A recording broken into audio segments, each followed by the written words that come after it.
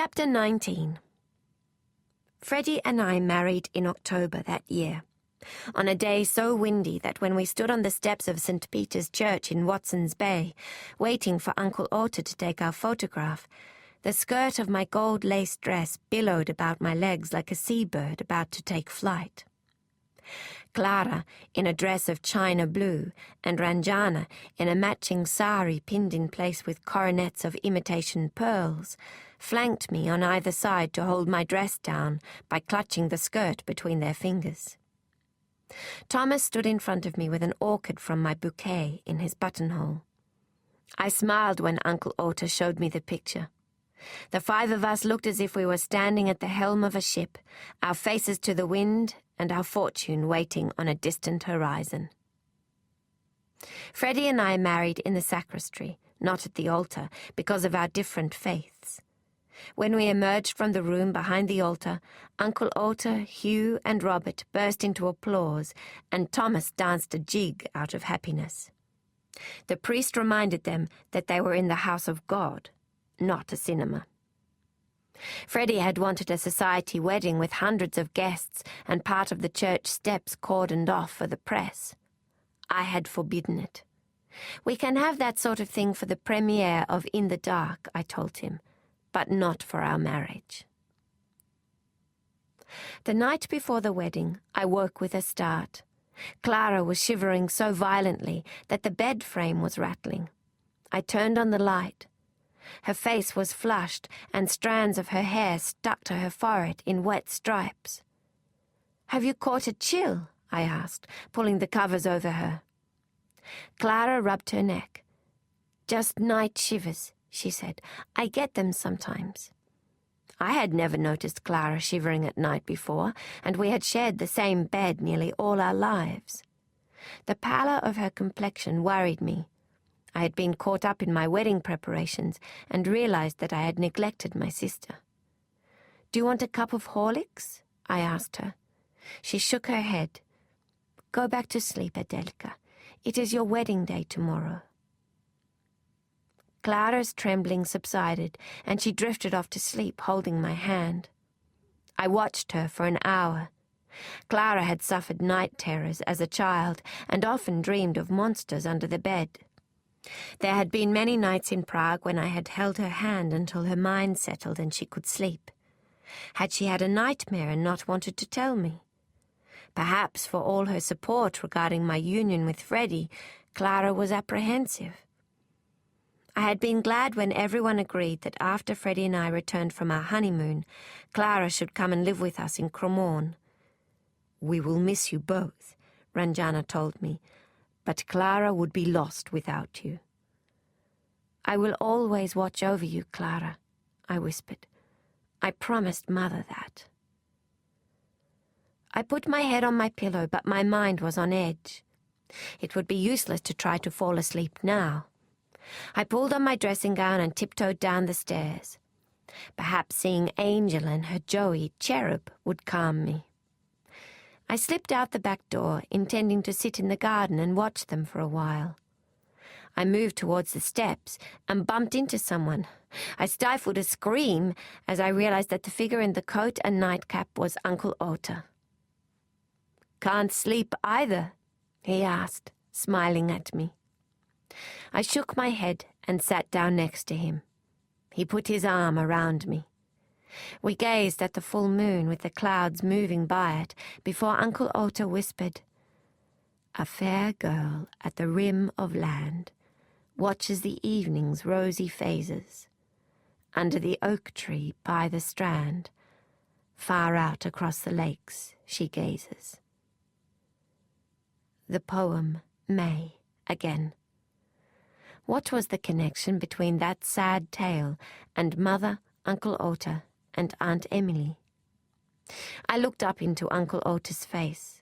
Kissed by the moonlight, it was a young man's countenance. "Mother cried when you wrote of your marriage to Ranjana," I told him. "But after your second letter, she said that your wife sounded delightful and suited to you. She was glad that you were happy." Uncle Otto turned to me. Something passed in his eyes. A memory? He held his hands to his chin as if he were praying. "Your mother and I made a mistake," he said after a while. "We thought we had all the time in the world. We thought that because we were young, we and everyone around us would live forever." "You loved Emily, didn't you?" I asked him. He nodded. "I told you that your father and I first saw your mother and aunt at the opera, didn't I? That is true. But I fell in love with Emily when our family was invited to Pani Navratilova's soirée, and Emily read Karel Hynek Macha's May. May is a tragic poem. So is life. I should have seen it as a warning, but I only heard her voice. I fell in love with it." I saw Angel make her way down the trunk of the silver gum. Cherub, who was now independent, followed her. They looked at me, wondering what treat I had brought them. But they would have to wait. I wanted to hear Uncle Ota's story. I was ready for it now. "I had journeyed through Italy and France by then," Uncle Ota said. "Adventure was in my blood. Emily was fascinated by the idea of seeing the world, but—" Angel scampered across the grass and into the lily-pilly beside me. Cherub watched from her position on a branch. Angel hung by her tail and swept her paw at my hair. I gently pushed her away, and she climbed onto the orange tree and bit into one of the young fruits. "But what?" I asked Uncle Ota. "But your mother didn't want her sister to go away, so she worked your family against me." I was stung by his words. It was not how I pictured Mother. Always gracious and warm, always so lovely. How could she have done such a thing? "Yet she married Father," I said. "Did she turn him against you too?" Uncle Ota sighed. "He convinced me to go away rather than destroy the bond of the two sisters." "And you did," I said, at last understanding Mother's strained expression when Aunt Josephine read Uncle Ota's letters to us. "It destroyed Emily." Mother loved Emily. Whatever she did, it would have been motivated by that. But how misguided she must have realized she had been. I thought of how Mother had acted when Uncle Ota asked after her in his letter. It was as if she had been relieved of a burden. Uncle Ota was an honorable man. He would have taken care of Emily. She must have regretted her interference bitterly. "Emily was heartbroken," said Uncle Ota. "But what destroyed her was her misdirected rebellion. She threw herself into the arms of a rogue, and when he was finished with her, she had no reputation and nothing left to live for." "Mother wrote you a letter," I told him. "Milos destroyed it before I could send it to you. She quoted May." The thoughtful expression returned to Uncle Ota's face. "I think she was writing to you to ask for your forgiveness," I said. "But you had already granted it, hadn't you?" A tear glistened in Uncle Ota's eye. "I hated your mother for a long time. First of all for separating Emily and me, then for allowing her sister to become involved with that man. But when Antonine was killed in the war, I couldn't hate her anymore. Your mother had suffered enough. I wanted to write to my brother's daughters. I wanted to know you." Uncle Ota smiled and touched my cheek. "I'm glad I did." "Mother entrusted us to you." "It was the highest compliment she could have paid me," said Uncle Ota, folding his arms over his knees and resting his chin on them. "Are you still sad over Emily?" I asked. He nodded. "Always, Adelka. I love Ranjana, I love Thomas, but I'll never forget Emily." As I'll never forget Philip, I thought. but I will cherish Freddie. The following day at the wedding lunch, my attention constantly drifted to Clara and Robert. Clara never took her eyes off Robert, and he maintained contact with her, whether it was his arm around her shoulders or his hand to her elbow. He was lovable and well suited to my sister. It was confronting to me to admit that I saw him as a threat, too. Clara's life had become a whirl of tea parties, theatre openings, lunches, dances, and concerts. Robert was one of those people who could sleep 2 hours and then get up and do it all again the next day. But could Clara keep the pace? I remembered her shivering the previous night. What if she became sick again? I understood the position my young mother had been in regarding Emily. Mother had thought that she was protecting her sister. I shuddered. But what terrible consequences. One day I would have to let Clara go into the protective arms of Robert. Meanwhile, I would watch over my sister as vigilantly as Angel watched over Cherub. Freddie and I honeymooned at the Hydro Majestic Hotel in a room that overlooked the Jamison Valley. The morning after our first night there, while Freddie savoured an extended sleep in bed, I stared out the window. My eyes drifted past the hotel's lawns and potted shrubs to the magnificent blue forest. Everywhere I saw magic, in the cloud formations, the valleys walled in by perpendicular rock, the sheer sandstone cliffs, the cascading waterfalls, and the dells and gullies. It was the forest of my ideal picture. Freddie sighed and rolled over. The previous night I had emerged from the bathroom to find him lounging on the bed in his dressing gown. There was a red rose on my pillow and champagne in an ice bucket on the side table.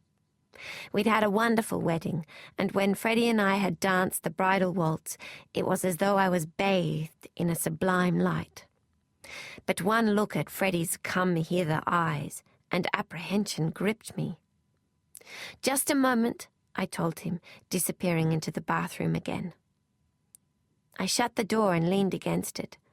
I shuddered at the thought of Freddie lying on the bed so expectantly. It seemed abnormal. Memories flooded back of the day Philip had taken me to Wattle Beach. We had come together naturally. Tears welled in my eyes. This is a terrible mistake, I thought. It was not the physical act that frightened me, for Freddie and I had already discussed that. He would take precautions so that I would not become pregnant for at least 2 years. "You ought to make another picture first," he had said. "Otherwise you might resent children, and I want you to be happy." It was the idea of emotional intimacy with him that suddenly was so abhorrent. I sat on the edge of the bath.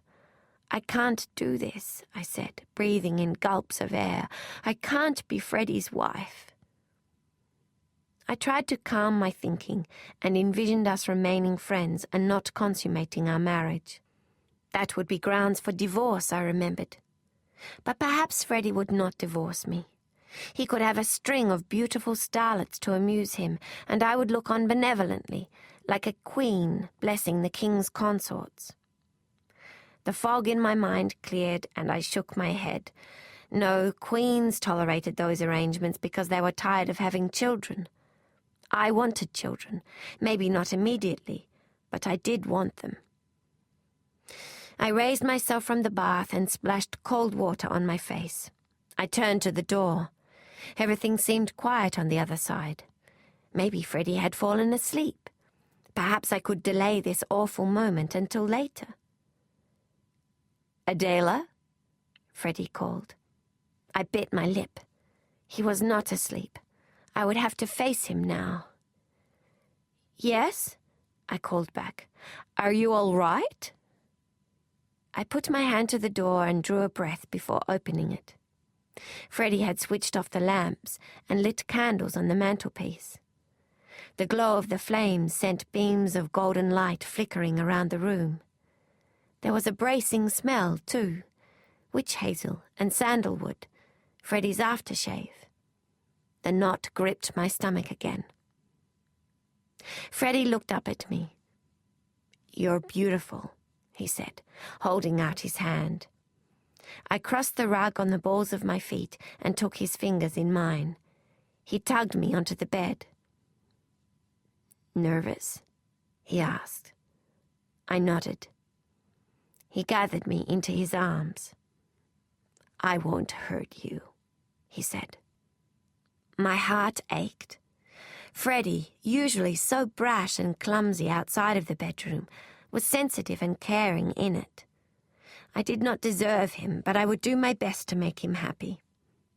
I reached up to put my arm around his back, but somehow managed to bring my elbow up so that I struck him in the eye. He pressed the heel of his palm to his head and collapsed onto the pillow. I had a pointy elbow, and I had hit him in the eye socket.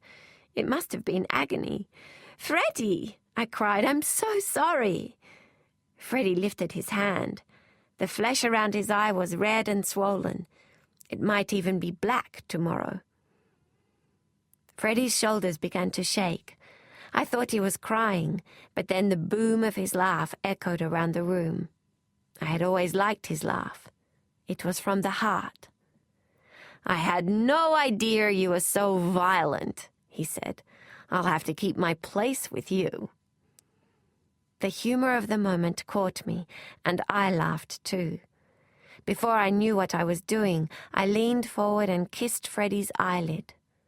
I nestled my cheek against his shoulder, and he slipped his arms around me. My breath caught with surprise as desire lifted me up, then gently dropped me down again like a wave on the ocean. Freddie rolled over to face me and kissed my forehead. I brushed away the lock of hair that had fallen across his face. The paralyzing fear that had held me captive only a few minutes ago vanished. I laughed again. Freddie pushed open my dressing gown and ran his fingertips across my stomach and hips. "Lovely, beautiful, exquisite," he whispered. I slid my hands over his chest. Everywhere Freddie touched me tingled to life. He continued his explorations down my legs and up my torso to my breasts, stroking me until I ached with yearning. He eased himself into me, checking my face for signs of discomfort. There was no pain, only pleasure so intense that I could not recall anything like it. "What are you looking at?" Freddie asked. My mind returned from the recollections of our wedding night to the morning sun glistening on the valley. Freddie was awake and propped up on his elbow. I was relieved that his eye had not turned black. "If we made a picture here, we would not need a studio to stylize nature," I said. Freddie reached for his dressing gown and joined me at the window. "This is the place I want to make my next picture," I told him. "I love it."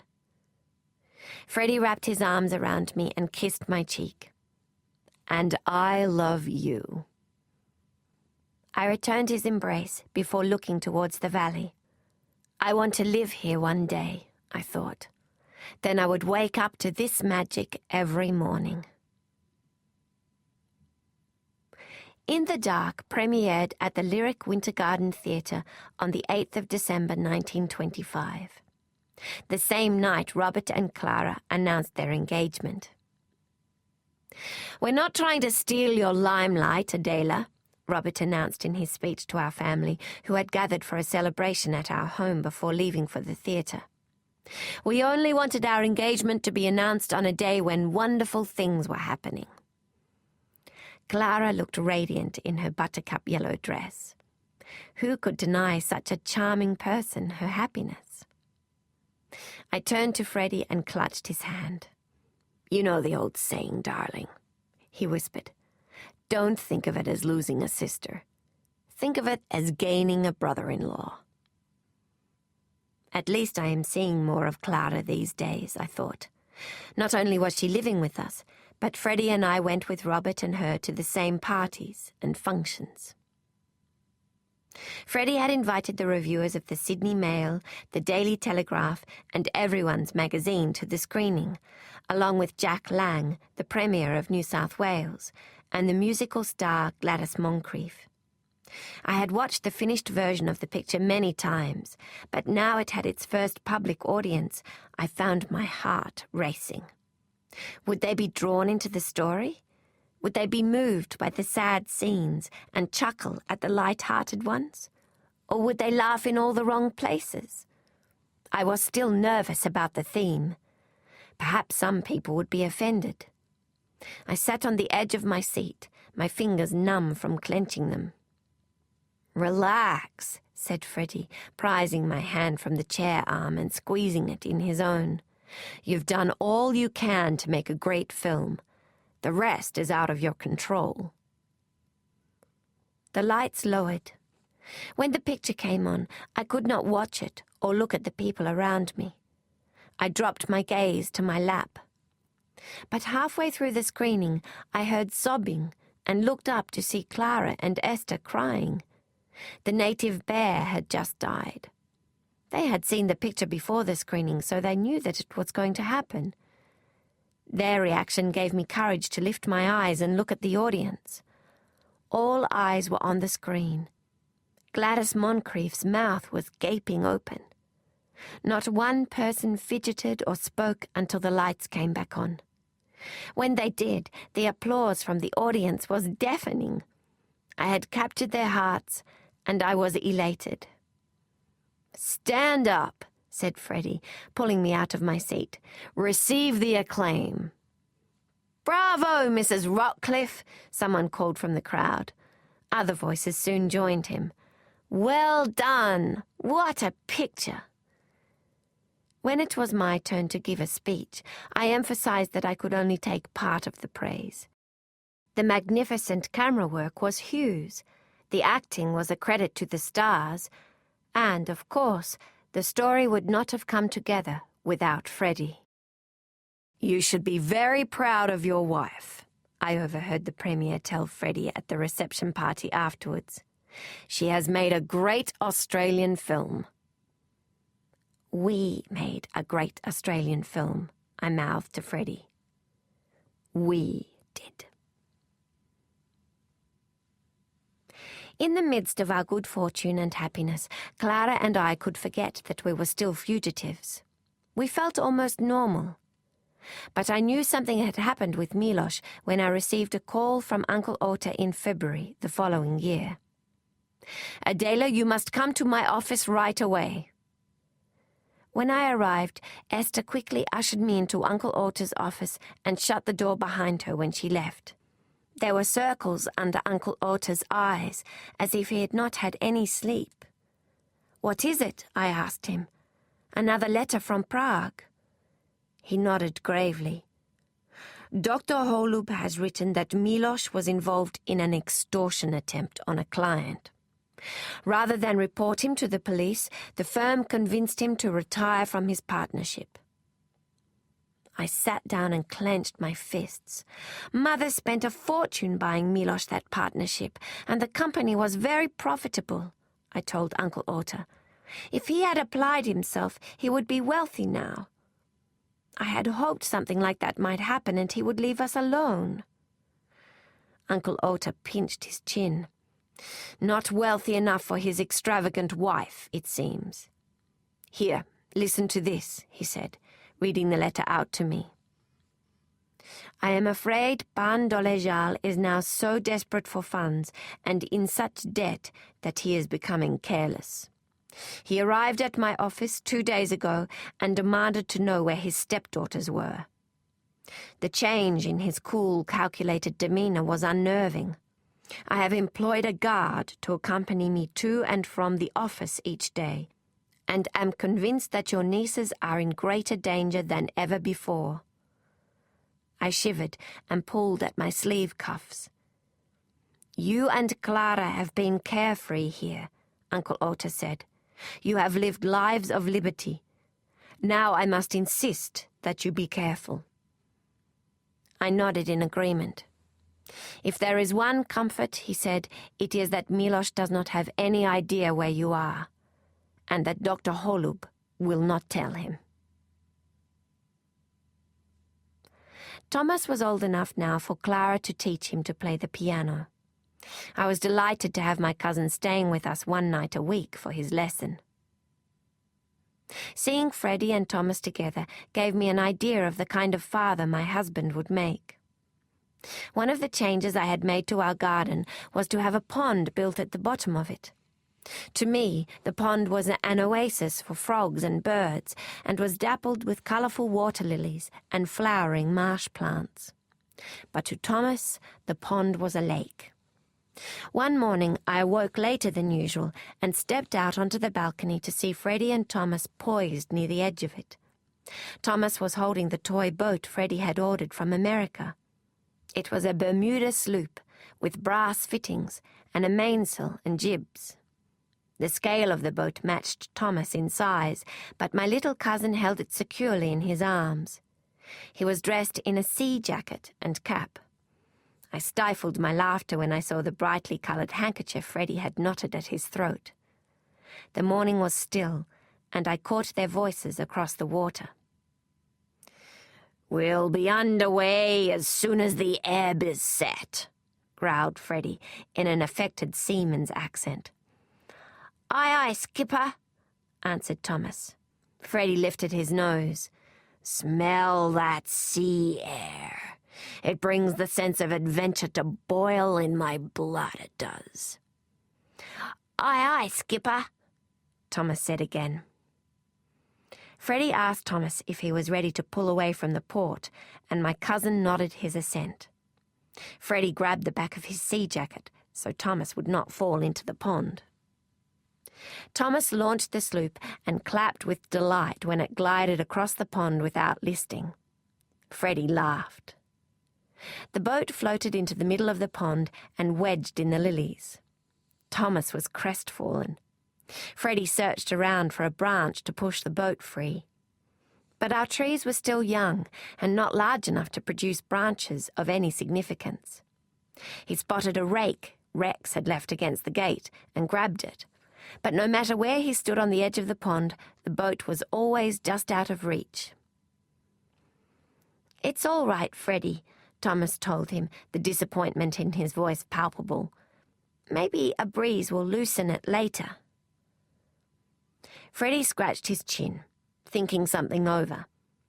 Then he undid his belt and took off his pants, hung them over an azalea shrub, and waded out to the middle of the pond, where the water came up to his chest.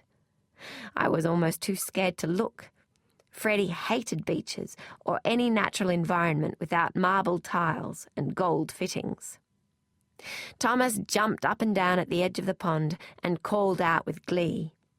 Freddie managed to grab the sailing boat and pushed it back to where Thomas was waiting. "I have another plan, my hardy first mate," Freddie said, hoisting himself out of the pond and squeezing the green water out of his cotton leggings. "What?" asked Thomas. His face was full of admiration for his oversized playmate.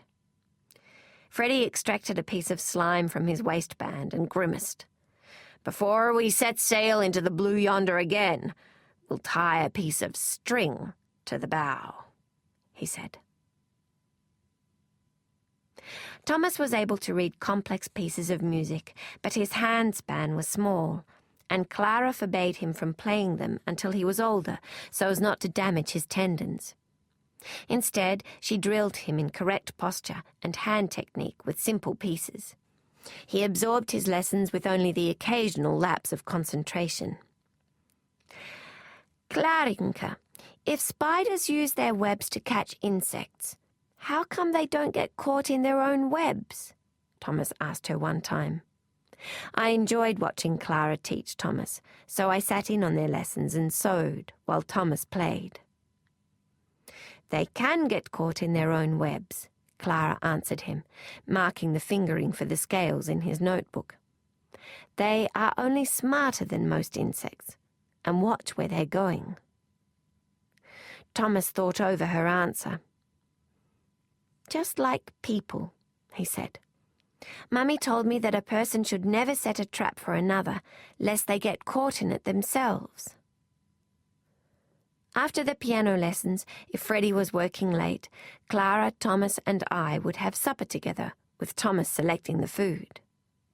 Usually he made good choices: roast pumpkin or spinach on toast, vanilla custard, or poached pears.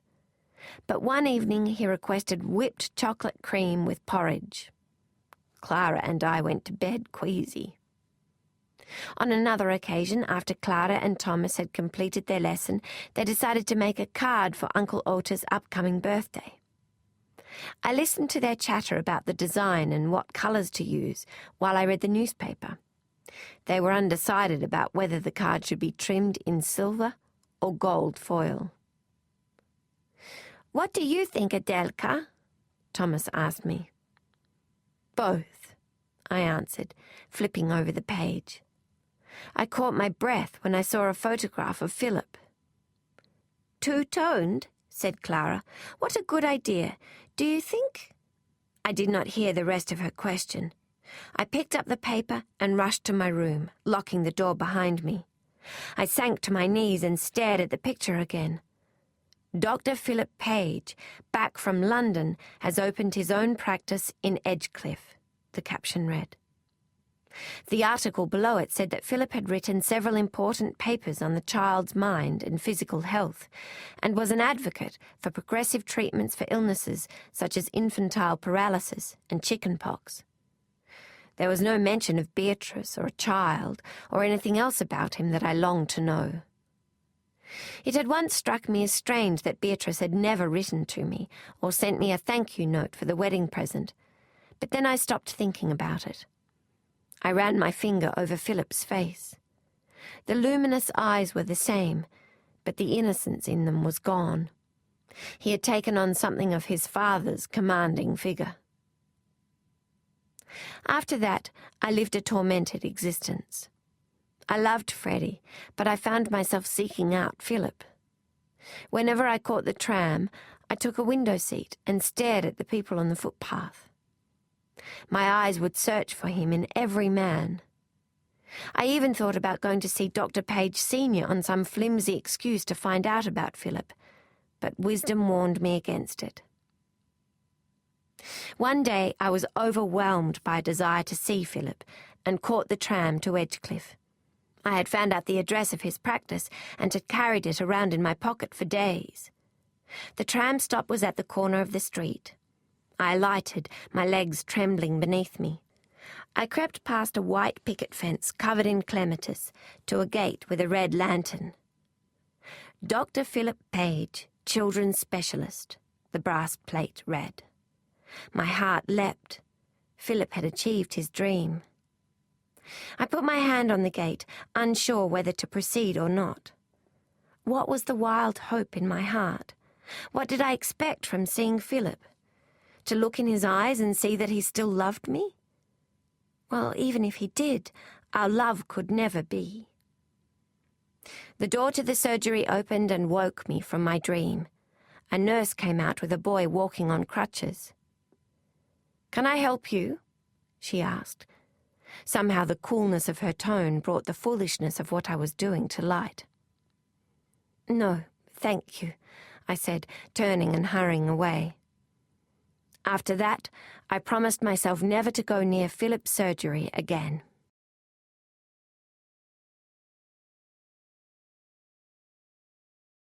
The following morning, Clara slept in while Freddie and I took breakfast on the terrace. The upset of the day before had given me an appetite, and my mouth watered at the sight of scrambled eggs and fresh toast and butter. I sat down, and the maid, Regina, filled my teacup. I took a grapefruit half and sprinkled sugar on it. As I did so, I caught Freddie's eye. He had a smug look on his face. "What is it?" I asked. "I've been reading my correspondence this morning," he said, "and the film exchanges have confirmed what I already knew about In the Dark." He paused and smiled at me. "You're a success, darling. In the Dark has been sold not only into the United States, but into France and Germany too." I dropped the grapefruit. Freddie had named the largest film markets in the world besides Britain and Australia. I could not think of anything to say. I was not so foolish as to think that my first attempt at a feature film was as brilliant as Lung's Siegfried, but I had exceeded my own expectations. "That's wonderful, Freddie. I couldn't have done it without you." Despite having given me such astounding news, Freddie seemed to be keeping something back. "You're teasing me," I said. "Come on, out with it. There's more, isn't there?" He said, picking up a slice of toast and buttering it. "Come on, Freddie," I begged. "This is too much tension for the morning." He threw back his head and laughed. "All right, then," he said. "I'll tell you. I sold your Bunyip film as a short to go with the feature." "Truly?" I said, straightening my back and trying to hide my annoyance. Freddie was obviously pleased with himself, and I did not wish to deflate him. But I had not expected my amateur film to go anywhere beyond its screening in Australia. It was unpolished in comparison with In the Dark. After all, I had made it with scraps of film, and for less than £200. I was not ashamed of it, but I had not wanted it to be sent out to the wider world. "The German distributor sent it out through the European market," beamed Freddie. "And guess what? It's been sold into Czechoslovakia. It's going to be shown in your home country, my dear." A chill froze my bones, while my mind raced to recall details. For In the Dark I had used my married name, Adela Rockcliffe, for the director's credit. But the Bunyip film? My God, Clara had been the star! Czechoslovakia and Australia were so geographically and culturally distant that I had never expected my films to be shown in my old country. What a fool I had been to put myself out in the public arena. I should have been content to stay hidden. I leapt up and sent the milk jug over the table. "You have to stop it from being shown. You have to buy it back." Freddie had been expecting me to be pleased and was bewildered by my outburst. "Why?" he asked. "Because my stepfather might see it. Then he will know where we are." Freddie reddened under the strength of my retort, but he still could not comprehend what had warranted it. "What does it matter if he knows where you are?" I had never told him the reason why Clara and I had fled Prague, not even after we were married. I wanted to forget what had happened. I was also afraid of Freddie's bullheadedness. If I told him the full story, he was likely to go to Prague and finish Miloš off. He would either end up getting himself killed or hanged for killing a man with no evidence. "Because my stepfather murdered my mother and wants to get rid of me and Clara. We came here to hide from him," I said. Freddie was dumbstruck. His eyes fixed on my face, then he said, "I thought you left Prague because your mother died. I thought you had nowhere else to go, so came to stay with your uncle and aunt." I pressed my face into my hands. It had been wonderful to feel safe in Australia, and now that was ruined. I looked up at Freddie. His eyes blazed with anger. "I'm your husband," he snapped. "You're supposed to tell me everything. How come you couldn't tell me that?" Freddie had never spoken to me so harshly. I was too overcome by remorse at my own folly to say anything further. We sat in silence for a while, neither of us looking in the direction of the other. Finally, Freddie stood up. "I'll send a telegram to Germany now," he said. Freddie bought the Bunyip back from the exchange, but it had already been screening at a cinema in Prague. What were the chances that Miloš had seen it? When Mother was alive, he had always said that the cinema was for the lower classes, but things had changed rapidly since then. Almost everybody went to the pictures these days. All we could do was wait for further news from Dr. Holub. On Ranjana and Uncle Ota's wedding anniversary, Clara, Esther, and I decided to take Thomas to Bondi Beach for the day. Not only because we wanted to play on the sand with him, but also because we felt that Uncle Ota and Ranjana needed time together. Clara, who considered herself an expert on romance, convinced us that the flirtatious looks Uncle Ota and Ranjana once exchanged had ceased, and that they treated each other like comfortable old armchairs. "It is exhaustion," she said with such authority that I was convinced by her argument. "They have worked hard and they have supported us. They need a day to themselves." We agreed to give Ranjana and Uncle Ota time alone together. After all, they had a very romantic beginning. Not many men could claim to have snatched their wife from a burning bier and fallen in love with her the moment their eyes met. While Ranjana and Uncle Ota were in bed, we made them a breakfast of freshly baked rolls. "What's that wonderful smell?" I heard Uncle Ota ask Ranjana from the bedroom. We put camellias in a vase in the center of the table and checked that the plates and silverware were set out correctly on the lace cloth. When we heard Uncle Ota and Ranjana coming down the stairs, we snatched up our coats and fled before they could see us. Clara stuck our note to the back of the front door. "Happy anniversary, Ota and Ranjana. We will be back at 5. Love from your nieces, Clara and Adela, your friend Esther, and your adoring and adorable son, Thomas. P.S. Freddie and Robert are watching over the cinema today." Freddie was giving me driving lessons, but I was not confident enough to take passengers yet, so we caught the tram to Bondi Beach. Although it was late autumn, the weather was mild, and the sun shone brightly on the sea. Thomas, who normally would not have hesitated to take off his shoes and run through the sand, dragged his feet. Clara tried to entice him to build a sandcastle with her.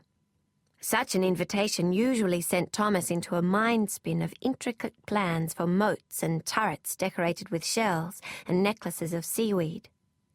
He sat down with Clara to help her mold the structure, but after only a few minutes his hands flopped listlessly to his sides, and I could see that his heart was not in it. "I'm tired," he said, looking at us with drooping eyes. It was the first inkling that something was wrong. Thomas was normally enthusiastic about everything. While some children would count to 100 if pushed, Thomas would count to 1,000 if you let him. "Let's get some tea and cake," Esther suggested. "It's too windy for sandcastles anyway." Although most of the tea houses were closed in preparation for the winter, we found one whose interior smelled alluringly of vanilla, hot chocolate, and cinnamon buns. Thomas stared at the bread and butter pudding that was placed in front of him. "You're not hungry?" Clara asked him. Thomas shook his head. "I feel hot." Esther pressed her palm to his brow. "He has a fever," she said. "We'd best get him home." Thomas fell asleep on my lap as soon as we boarded the tram, and I carried him, wrapped in my coat, all the way from the stop to the house. Ranjana and Uncle Ota were sitting in the parlor when we arrived. "Did you tire Tommy out?" Uncle Ota said, laughing. His face was glowing and he looked more relaxed than he had in years. I felt awful for what we were about to tell him. Ranjana knew straight away that something was wrong. She pressed her cheek against Thomas's forehead, then took him from me. Uncle Ota's smile collapsed. "He has a fever," Ranjana told him. "Quickly, go get the doctor." I helped Ranjana put Thomas in bed, while Clara prepared a bowl of water and a washcloth for a compress. Uncle Ota returned with the message that the local doctor was delivering a breech baby, but he would come to us first thing in the morning. He said we must keep the fever down. When Freddie came by to pick me and Clara up, I told him that we would be staying. The three of us collapsed on the sofa but could not sleep. I stared out the window, hoping to see Angel and Cherub, my bearers of good luck, but they did not appear. Thomas's fever subsided in the early hours of the morning. He was asleep and he did not stir when each of us leaned over to stroke his face. Ranjana wanted to lie in the chair next to him, but Uncle Ota said she would be better with a proper rest in bed. In the morning, I checked on Thomas and found him staring at the ceiling. When he saw me, he began to cry. Adelka, I can't move my leg.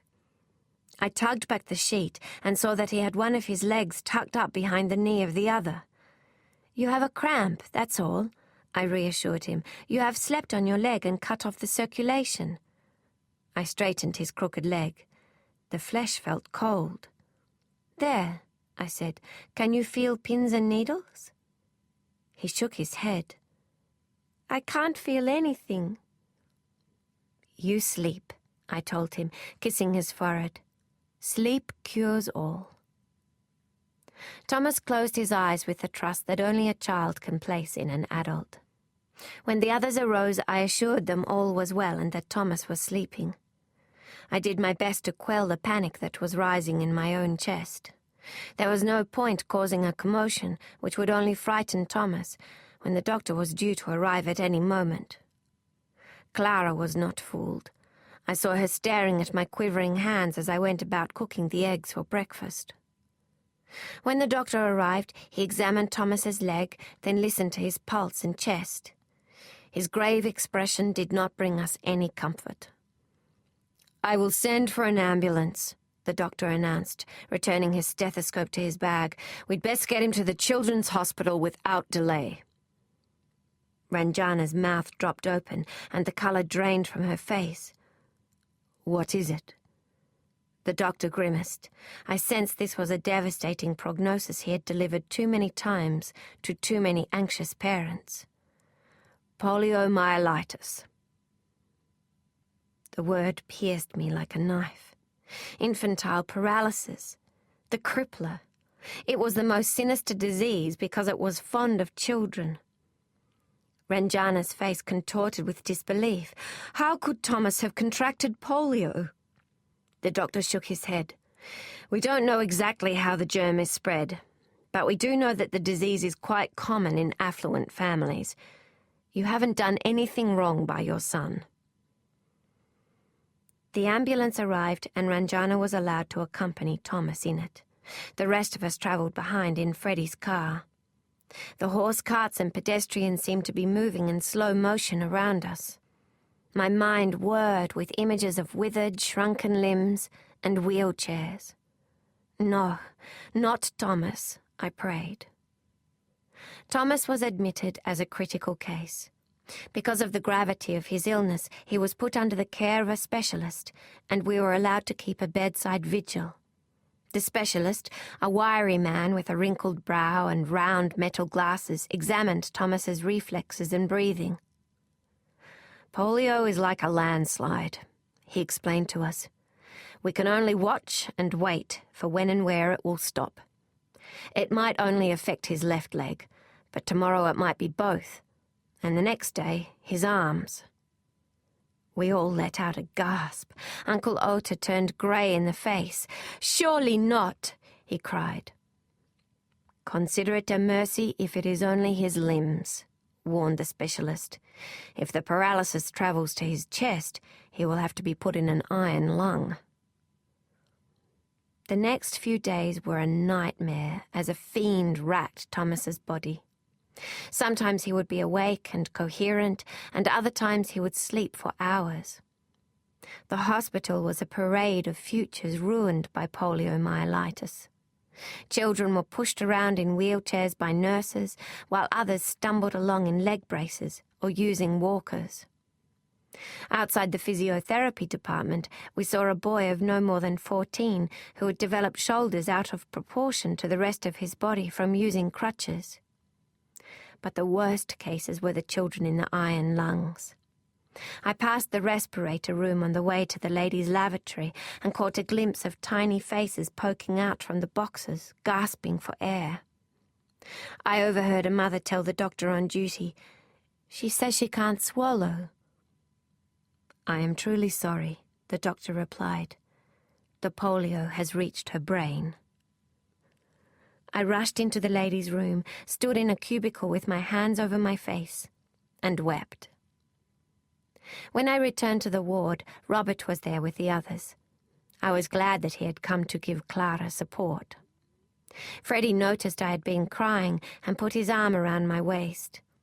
"I'll always be here for you and your family, Adela." Always, he said. I buried my face in his chest. Freddie had become my best friend and the person I most relied on. I could not imagine life without him. When the worst of the danger for Thomas passed, he was transferred to the general ward for rehabilitation. He could not move his leg from the hip down, and yet we were grateful for this, as only people can be who have been given an expectation of outcomes ranging from bad to worse. The specialist decided that Thomas's leg would be put in a caliper to prevent his muscles from twisting and becoming deformed. Uncle Ota and Freddie brought Thomas home from the hospital a few weeks later. The nurses had taught him to walk using crutches, and he did it skillfully. But when the car door opened and Thomas limped down the path with a three-legged hobble, I thought Ranjana was the strongest woman in the world not to break down. She threw her arms around Thomas.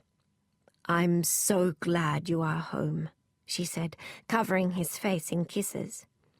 But I knew what she had witnessed was as devastating for her as it was for us. Thomas had always been a boy who ran and jumped for joy. The person who most quickly reconciled himself to Thomas's disability was Thomas himself. Once the illness and pain had passed, he was again his laughing, cheeky self. Esther understood this better than anyone. One afternoon I stopped by the house and found her and Thomas in the backyard together. Esther was helping him sketch out a hopscotch pattern on the path.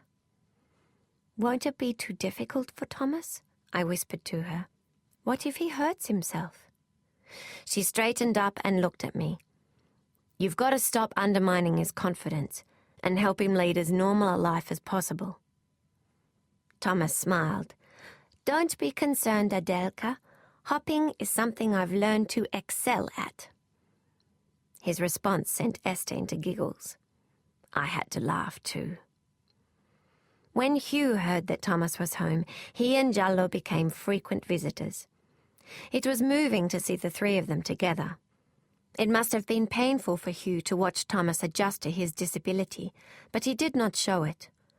I appreciated that he was willing to come out of himself to try to encourage Thomas and to show his support for us. One afternoon, after Hugh had played with Thomas in the garden, he came to the parlour to talk to me. Esther walked in with a duster. When she saw Hugh, she retreated. The dejected look in her eyes saddened me. I had intended to speak to her about Hugh's lack of interest, but she had worked it out herself. Ever since Freddie's and my wedding, where Hugh had ignored her to the point of coldness, Esther returned to wearing drab clothes and hardly saying a word to anyone except us. When it was time for Hugh to leave, I walked him to the front gate. Esther was in the garden watering the azaleas. Hugh lifted his hat to her, but she did not see him. The blue and black butterfly was resting on her shoulder. "Do you see the butterfly on Esther?" I whispered to Hugh. He stared at Esther, and I realized that he did not. "Call me whenever you need me to look after Thomas," he said. "I will," I replied, then gave a gasp of surprise when I saw that the butterfly had landed on his chest. Jallo noticed and cocked his head, but Hugh was puzzled by my reaction. I watched him hobble down the street and turn the corner before looking back to Esther. I had no idea what to make of what had just happened. Despite his optimistic attitude to his illness, Thomas suffered a setback the following month. The hamstring in his damaged leg contracted, and he was in constant pain. He could no longer straighten his leg. "We are going to have to operate," the specialist told us. After the operation, Thomas's leg was in plaster from his hip to his ankle, and he was subjected to the excruciating post-operative treatment of having wedges driven behind his knees to keep his hamstrings stretched. One day I turned up at Watson's Bay to find Ranjana crying. "If it was me who was suffering, I could take it," she wept. "But how can I just look on when my child endures such pain?"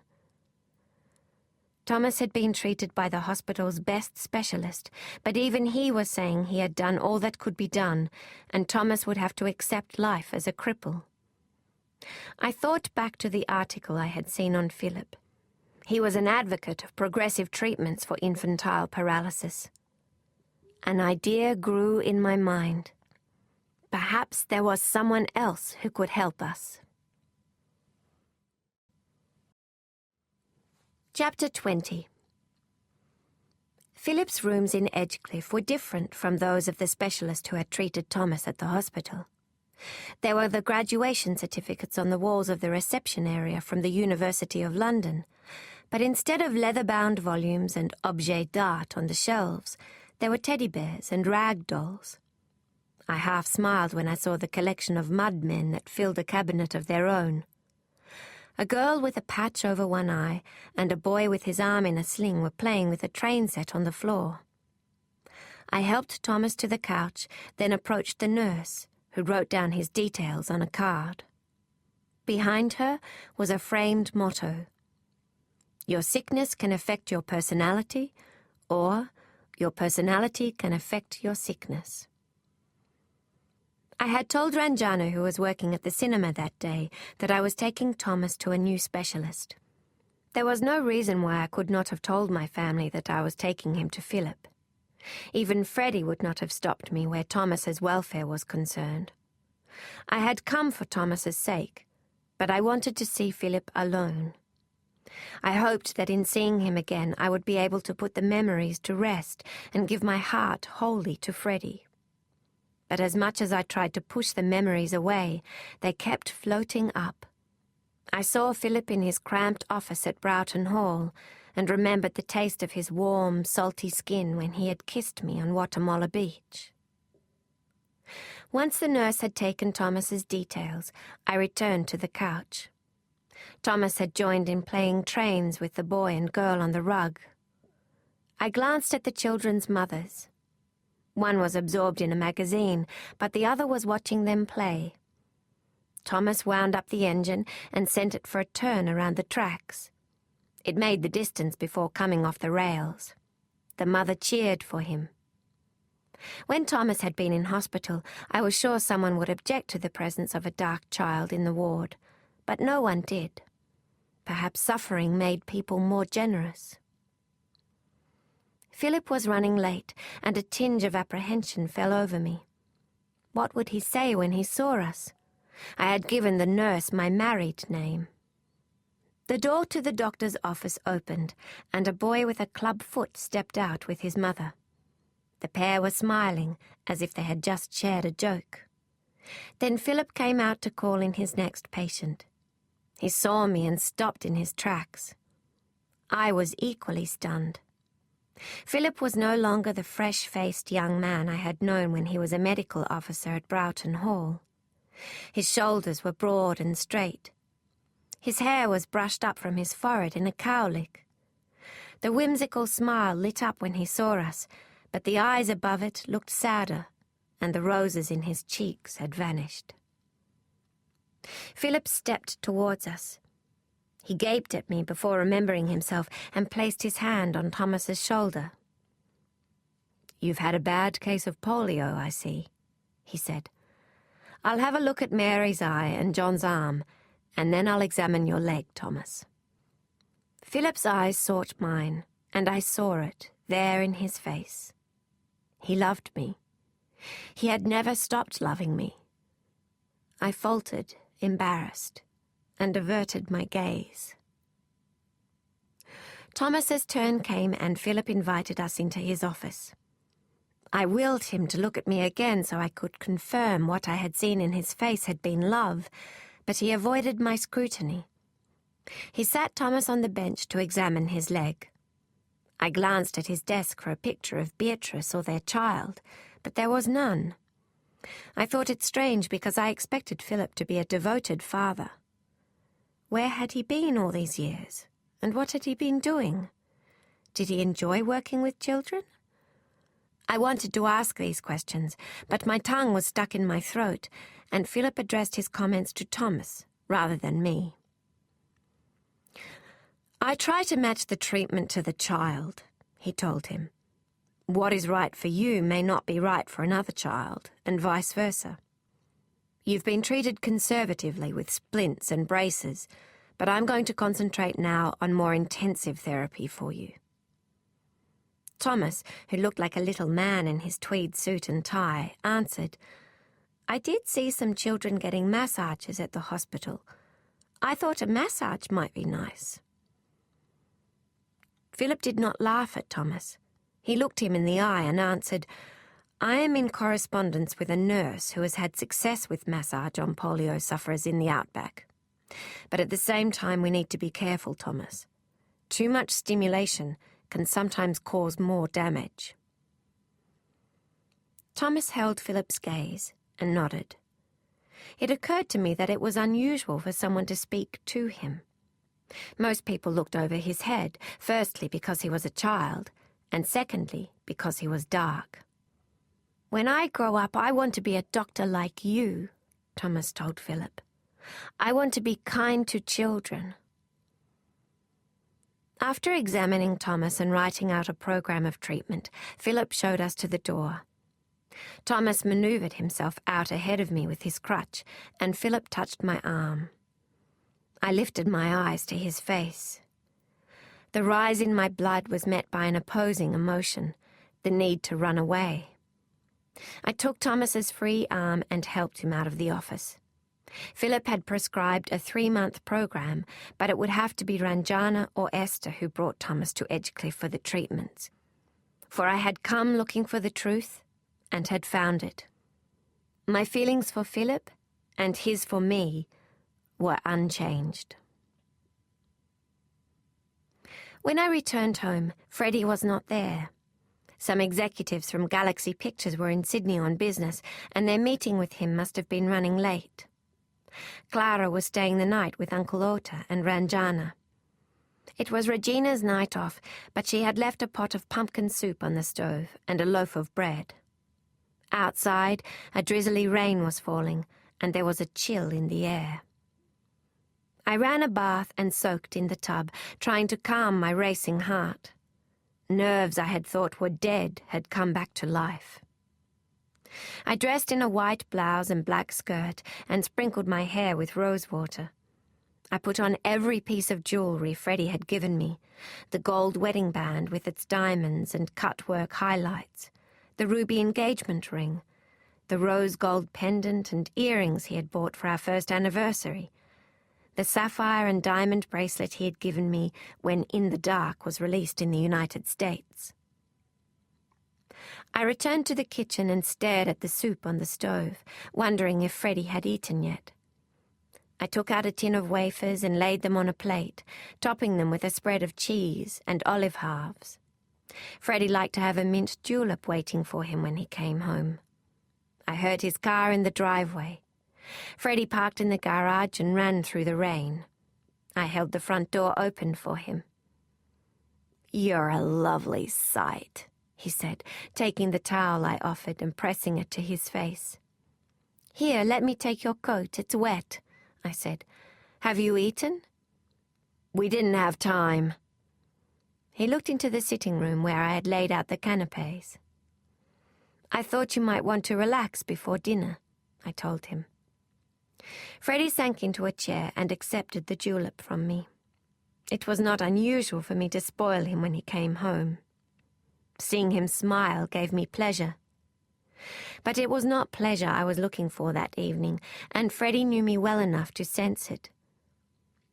"What's wrong?" he asked when I sat down next to him. "I took Thomas to a children's specialist today. It's our old friend, Dr. Philip Page. He's back from England." Freddie did not say anything, and I wondered if he had heard me. He sat motionless for a few moments, staring at his hands. I cursed myself. I had tried to sound casual, but had blurted everything out too quickly. "Will you be going to see him again?" Freddie asked me. It was difficult to tell from his calm tone what he was thinking. "I don't think so," I answered, rubbing my forehead. Ranjana or Esther will probably take Thomas to his appointments. Freddie lit a cigarette and blew a stream of smoke into the air. Philip is considered the best children's doctor in Sydney, I said. He is confident that he can have Thomas walking normally again, or at least without a crutch. Freddie leaned back into his chair, thinking something over. He doted on Thomas, so I knew that Philip's assurance would please him. But there were lines across his brow. "And how is Philip?" he asked. I picked up a wafer. Freddie and I were skirting around what we most wanted to say. "We didn't have much time for personal chat," I answered. "We talked mainly about Thomas. But he seems well. A little older." Freddie stubbed out his cigarette and glanced towards the kitchen. "What's for dinner?" I was relieved and yet disappointed that the strained conversation had ended. I was relieved because I had told Freddie that I had seen Philip. Yet there was so much more I had to confess. But my husband was not like my sister. I could not tell him everything without hurting him. My father had always been fond of the saying, "Better a lie that heals than a truth that wounds." During dinner, Freddie and I talked about trivial day-to-day things. I told him about the hydrangeas I had planted in the garden, and he told me that one of the executives at Galaxy Pictures in Hollywood had written to ask him if the picture director, Adela Rockcliffe, was his wife. "Freddie, they may not like you being married to an Australian director," I told him. "Well," said Freddie with a smile, "at least while they are grumbling about that, they haven't noticed the local cinemas I've acquired, with your uncle's help." After dinner, we carried the plates to the kitchen, and Freddie rested his hand on my hip. The silence that fell between us weighed on me, but seemed not to bother him. He was usually like the Weimaraner Aunt Josephine had owned before Fripp. The dog wanted to be the only living creature around Aunt Josephine, and used to push everyone else away with his head. If a man struck up a conversation with me at the cinema or a party, Freddie would be at my side in an instant. But when it came to Philip reappearing in my life, he was surprisingly unconcerned. Freddie returned to the sitting room and lay on the sofa. It was a habit of his to take a nap after dinner. I sat next to him, and he pulled me closer, pressing my face to his chest. "If you want to go to see Philip about Thomas's treatment, you can, you know," he said. "I want Thomas to get better, and will pay whatever it costs to make sure he does. I don't want you to think I don't trust you. The past is the past, Adela. We are husband and wife now." I thought back to my visit to Philip's office that day. Philip must have seen that my surname was Rockcliffe, and yet he had not been surprised. He had not even mentioned it. "Freddie, have you seen Philip since he returned from England?" I asked, pushing him away so I could look at his face. Freddie's head dropped, then snapped up again. My nerves were on tenterhooks, and he was nodding off to sleep. "It was only fair that I told him that we were married before he tried to find you," Freddie mumbled. "His union with Beatrice is a disaster. She's still in England."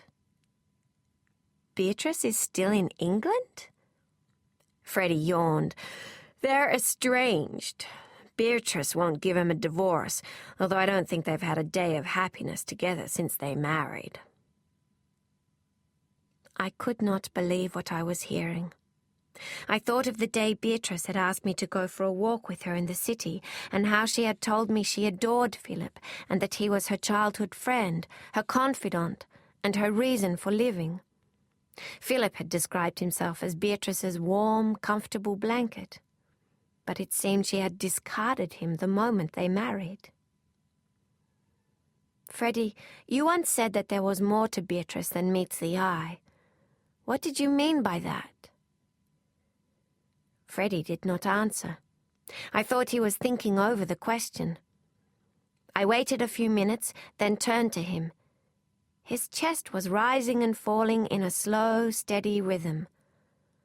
"Oh, my God," I said, "I am in torment, and you are asleep."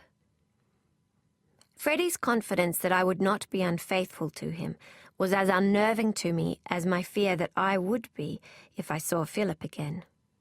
I had made Thomas promise not to tell Ranjana and Uncle Ota that we had visited Philip until I had a chance to explain it to them.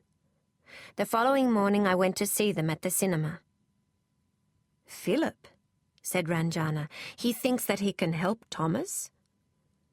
"If anyone can, I'm sure he can," said Uncle Ota. "Thank you so much, Adelka, for thinking of it. It's the best news we have had in months."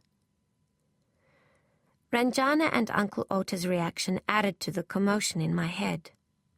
When I explained to Ranjana that she and Esther would need to take Thomas to Philip's rooms themselves, she did not bat an eye.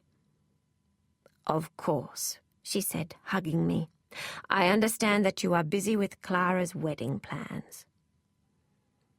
Uncle Ota and Ranjana took it for granted that now I was married to Freddie, my feelings for Philip had changed.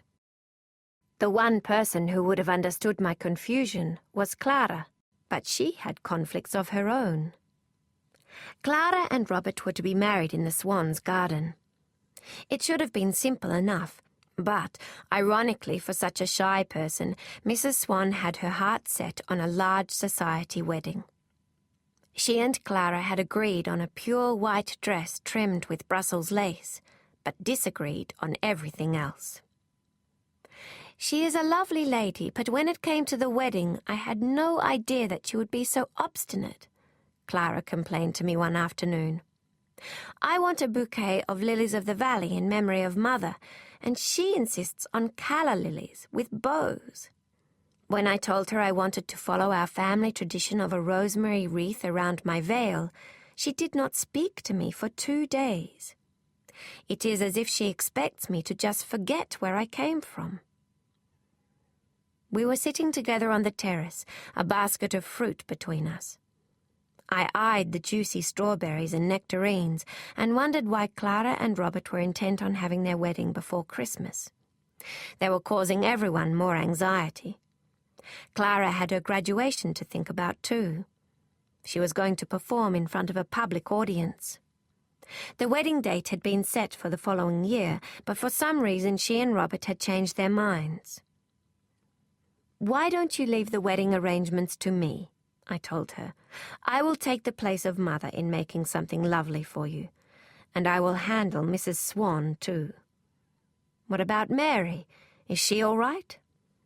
"Mary is being a darling," said Clara. "She wants to make our cake." "That's lovely," I said. "What kind?" Clara's mouth twisted to a wry smile. "The 6-tiered kind?" We both laughed. A magpie landed in the leaf litter and regarded us with its dark eyes. "I think magpies are magical birds," I said. "Their black and white feathers are plain compared to the beautifully plumed lorikeets and rosellas. But when you look at a magpie, one-on-one, they transform. Their personality shines through." "Has Uncle Ota told you about Angel?" Clara asked me. "Yes," I said. "She has another Joey. She is a busy mother." A change came over Clara's face. "Is there something you want to tell me?" I asked her. Clara tilted her head back so the filtered sunlight danced over her skin. "You are going to be an auntie," she said. I sat up. "What?" "The baby is coming in June." I was too stunned to speak. I loved Clara and was happy for her, but this was too much at once. She was getting married, graduating, and having a baby all in less than a year.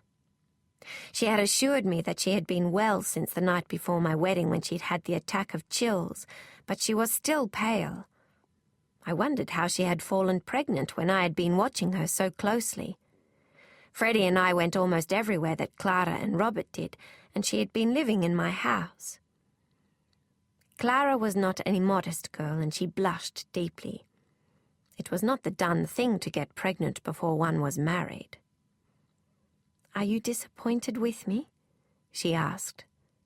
I stood up and put my arm around her shoulders.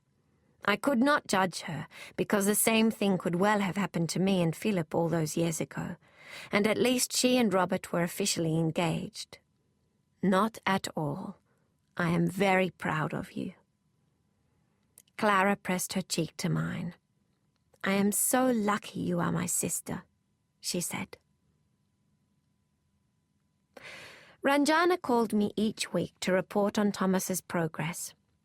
Philip had given him a cyclical course of hot baths, physiotherapy, and rest. From the way she spoke from the first day of his treatment, it was clear she thought that Philip was a miracle worker.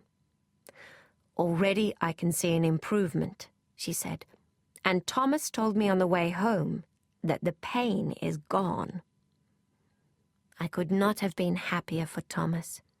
I loved him, and I was sure that Philip would help him as he had promised. But Ranjana had no idea how she was unsettling me. To avoid thinking about Philip, I locked myself away in the morning room every day and worked on a new script until Freddie came home in the evenings. Freddie had told me that the success of In the Dark would attract more investors for this next film.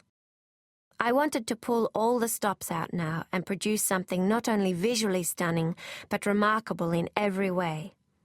I wanted my next picture to be a masterpiece. When I had completed the first draft, I asked Hugh to meet me at the vegetarian cafe so I could run my idea by him before talking to Freddie. My husband was the best judge of whether a story was appealing or not, but I wanted to talk to another artist first.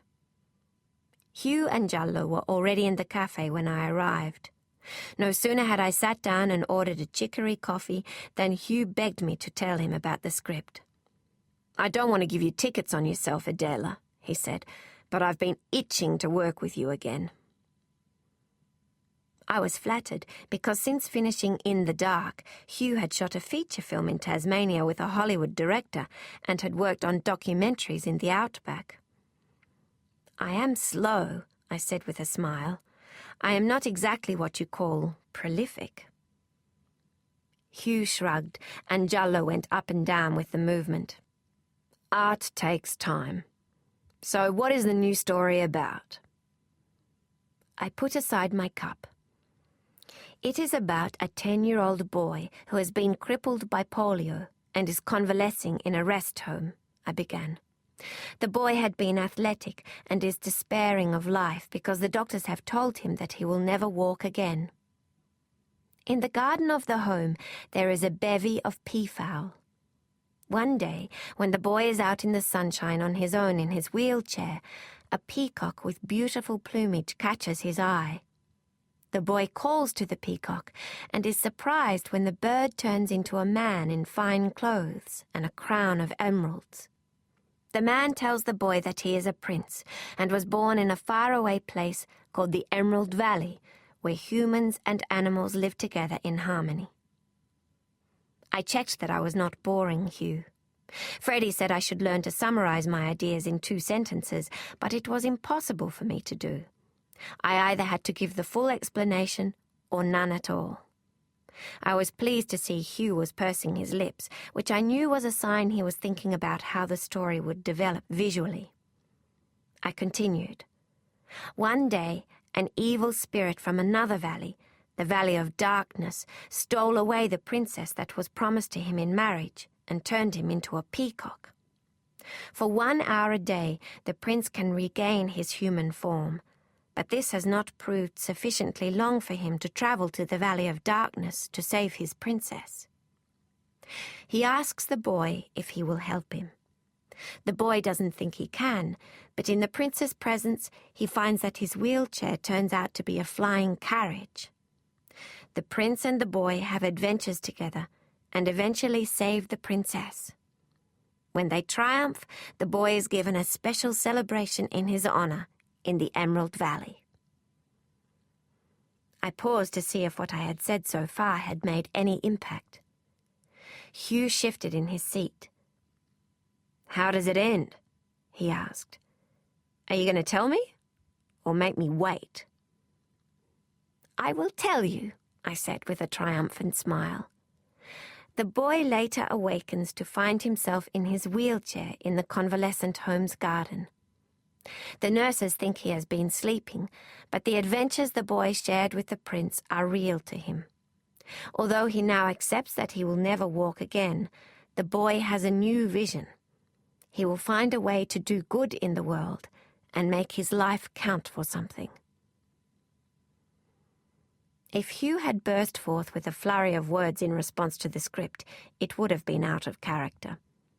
I searched his face for the signs I knew from working with him that told me when he thought something was good.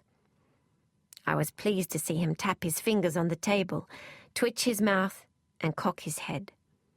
He was itching to work with me all right. "When do we start?" he asked. "I have to discuss it with Freddie first, early in the new year, if we can."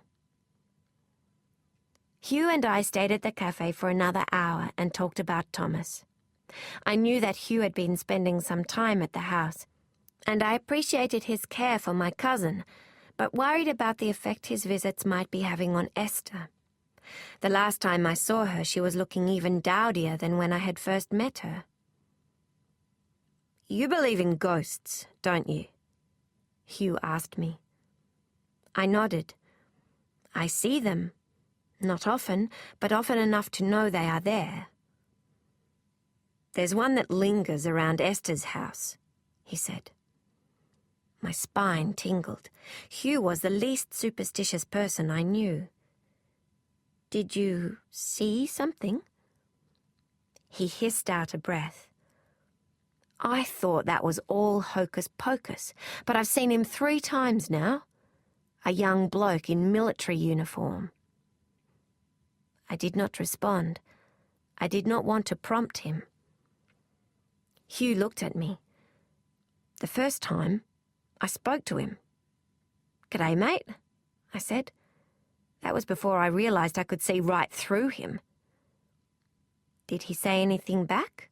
I asked. Hugh shook his head. He just stared at me, as if he wanted something. He glanced at his hands, then back at me. "What do you think he wants?" I hesitated, wondering what I should tell him. I thought if I said it was Louis looking out for Esther, that it might only alienate Hugh from her further. Speaking to ghosts sometimes sent them away, and I did not want to encourage him to try any more conversations. "He is just watching over things," I said. "He is probably someone who lived in the street or visited it often." Hugh shook his head. Poor bugger. And I thought I was unlucky losing my leg.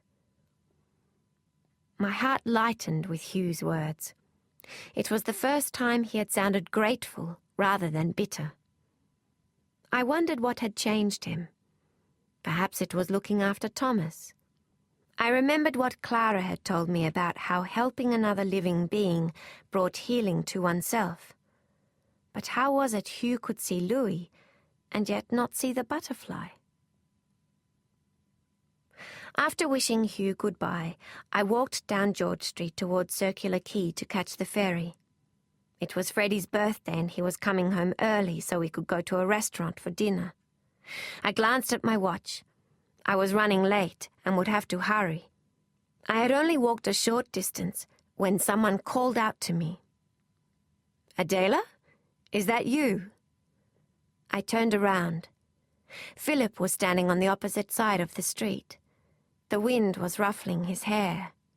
His teal-blue coat matched his eyes. My heart thumped in my chest.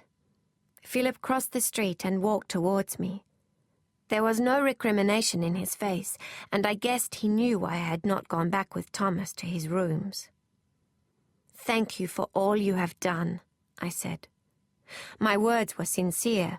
I would be grateful to Philip forever for what he had done for Clara, and now Thomas. But my compliment was a defense, too. I did not want the conversation to turn to us. "Where are you headed?" Philip asked me. I nodded towards the quay. "That's right, you live in Cremorne now. Can I walk with you?" I caught my breath, then answered, "Of course." We headed in the direction of the quay. The sun was setting and the breeze from the harbour was cold.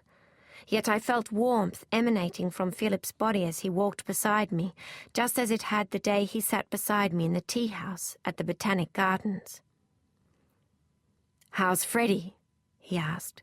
"Still working for Galaxy Pictures?" "Yes," I said. "Life has taken us in strange directions, hasn't it, Adela?" I stopped and turned to him. I could not bear the sadness in his eyes. What had happened with Beatrice? She had him, and now she had rejected him. Why had she not left him to me in the first place? We could have been so happy together. "Freddie told me Beatrice did not come back with you," I said, lowering my eyes. "I am sorry. You, of all people, deserve to be happy." "Do I?" Philip asked quietly. "Why, yes," I said. "You do so much good work for the sick. You should be with someone who cherishes you." What I had told him was heartfelt, but I had to be careful not to mislead him. I was a married woman, and I could do nothing more for him than offer my sympathy. Philip flinched, but said nothing. We strode onto the quay. The Cremorne ferry was already in port, and passengers were heading up the gangway. There would be another ferry in half an hour. I wished I could miss this one and spend more time with Philip, but I was already late. And I knew the truth. If I did not get on that ferry, I would betray Freddie's trust. For when I stood next to Philip, I felt things that I had never experienced so ardently for my husband. My skin was tingling with life, and I was dizzy with desire. I longed for Philip to take me in his arms and kiss me. But he and I were honourable people. Honour was what we clung to when everything else in our lives fell apart. That was why he had married Beatrice, although he did not love her. Why he did not leave her for me. Philip must have sensed my hesitation to board the ferry. His breathing was shallow, and his eyes were steady on me. I only had to weaken for a moment, and we would both be lost to our passion. There were a few passengers left to board. A boy was helping an old lady up the ramp, sparing us a few more minutes. "You still love me, don't you, Adela?" Philip asked. I nodded. I could not bring myself to look in his eyes. I twisted the wedding ring on my finger. "But you love Freddie too, don't you?" "Beatrice did you a terrible wrong," I said, my voice a whisper. "All aboard for the ferry to Cremorne," called out the deckhand. A lady carrying a child pushed through the gate and shouted to the deckhand to wait a moment. We still had a few seconds' grace.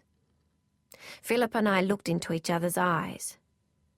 "Lady, are you coming or not?" the deckhand called out to me. "You'd better go," Philip said. I turned in the direction of the gangway. My heart felt as if it was being torn to shreds. My legs trembled when I stepped onto the ramp. My body was so heavy that if I had slipped into the water, I would have sunk like a weight. I glanced over my shoulder at Philip. His face was contorted with pain. I longed to relieve his agony, but I could not without hurting Freddie. "Come on, love," said the deckhand, untying the rope. "You've kept everyone waiting." I cried out when the deckhand pushed the gangway onto the wharf, and a strip of churning water separated me from Philip. For one moment I thought I might climb on the railing and throw myself into Philip's arms. But a second later it was too late. The ferry lurched and moved from the wharf. Then suddenly the boat swerved to the dock, and Philip's face was only a few yards from mine. "I love you, Adela," he said, "but I will never hurt you or Freddie. You let me go once because you wanted to do the right thing by Beatrice." "Where is your child?" I asked him. "Is he with Beatrice in England?" Tears came to Philip's eyes. "There was no baby," he said.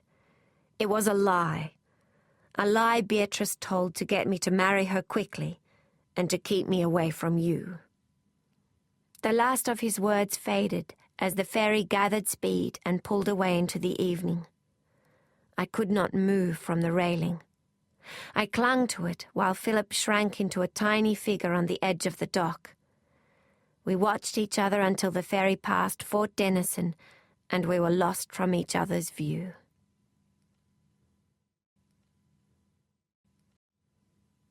Chapter 21. Philip's revelation left me stunned. I muddled through Freddie's birthday dinner, lifting my champagne glass and complimenting the band, all the while with Philip's voice in my head. There was no baby. It was a lie Beatrice told to get me to marry her quickly and to keep me away from you. The following morning I went to the sewing room, where I kept my photographic equipment, and pulled out a copy of the print I had taken of Beatrice.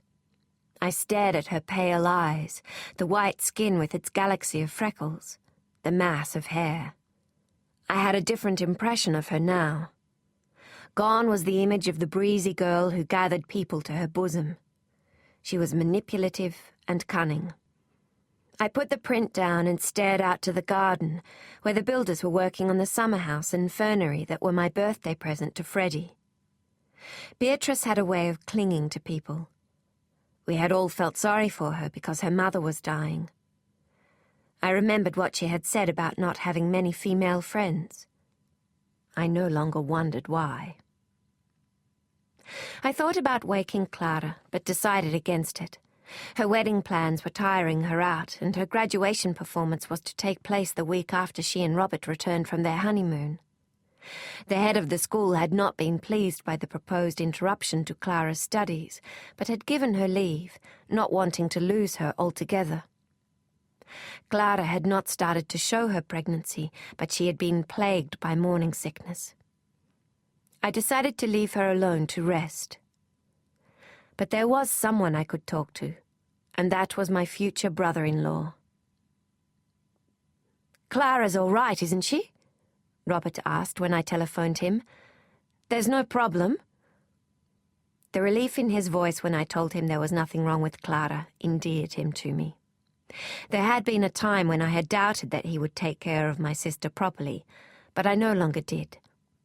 "No, everything is fine," I assured him. "It's Beatrice I want to talk to you about." Robert paused for a moment. "Then come this morning," he said. "I will be waiting for you." Freddie had already left for the office, and Rex would be required to chauffeur Clara to school. If I wanted to see Robert that morning, I would have to drive myself. I opened the garage door to access the shiny Bentley Freddie had bought me. On another morning, I might have smiled when I remembered those driving lessons on Sunday afternoons with my husband. The Bentley had a trumpet horn mounted on the outside of the cabin right next to the handbrake. Every time I went to release the handbrake, I would toot the horn by mistake instead, so that each trip began with a cheerful honk and ended with one too, which would send Freddie and me into peals of laughter. I was greeted at the Swan residence by a maid who showed me into the drawing room where Robert was waiting.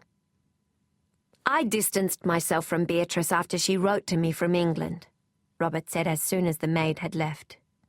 "I knew she was good at getting her way, but when she congratulated herself on having snared Philip with a good bit of trickery, I could no longer respect her. I knew she could be calculating, but that was the icing on the cake. She's changed." I remembered what Philip had said about Beatrice being different when she was in Europe. Robert took a sip of tea.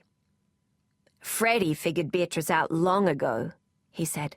"That's why she didn't like him. She knew he could see through her. He once tried to tell me that Beatrice wasn't virtuous, and I wouldn't listen. Well, now it's Philip who suffers. His father must have lied to him about the pregnancy, I said. Philip said that he had confirmed it. Robert nodded. That's the worst of it, I think. It's caused a rift between the father and son. But Dr. Page Sr. was set on Philip marrying Beatrice. Poor old fellow. He didn't know her any better than we did. I thought about what Philip had told me about his mother's and Mrs. Fay's pact. I imagined when Philip found out that he had been tricked, he could not play the doting husband Beatrice expected him to be. Robert studied me. You and Philip were in love, weren't you? He said, without a hint of disapproval. Did Clara tell you? Robert shook his head. Clara and you keep your secrets, and that's fine by me. If you asked her never to speak of it, then she never would. I'm sorry about what happened to Philip, but I can't say I regret you marrying Freddie. You and Freddie have been good for each other. You've brought each other to life. It was nearly 10 o'clock, and Robert was giving a guest lecture on Indonesian instruments at the Conservatorium of Music at 11. I told him I should leave. He called the maid to collect my coat. When she returned, she also gave me a bag of flower bulbs. Mrs. Swan said I was to give these to you, she said. My mother knows that tomorrow is your gardening day, explained Robert. Clara told her. Wednesday is Rex's day off, I said. I like to potter around the garden by myself, planning what plants to add and which ones to move or replace. It helps me work out problems with my script. Robert walked me to the car. I'm grateful to you, Adela, he said. You've been kind to me, and you've managed to get my mother and sister on side about the wedding arrangements. You've made life smoother for us, where a lot of sisters would have made it harder. Robert's words reminded me of Mother and Emily. I am glad to help you, I said, slipping my hand into his. Robert leaned over and kissed me on the cheek. We will be brother and sister soon, you know. I returned home with a heavy heart. The workmen had finished the summer house and were planting the ferns. The garden had transformed since I had come to live with Freddie. Rex and I had gotten rid of the formalities better suited to Europe with its bleak winters. This garden was alive with glossy-leafed camellias and lily-pillies in their natural forms, tree ferns and borders of gardenias, beronias, native daisies, and agapanthus. Rainbow lorikeets and honey-eaters bounced on the bottlebrush and grevillea blossoms, while ducks splashed in the pond. Gum saplings stood in the corners of the garden, where they would one day be trees. I had not seen any possums or flying foxes yet, but they would come in time, when the trees grew. You and Freddie have been good for each other. You've brought each other to life, Robert had said. I opened the door to the house, glad to be alone for the day. I called to Regina and asked her to make me some tea.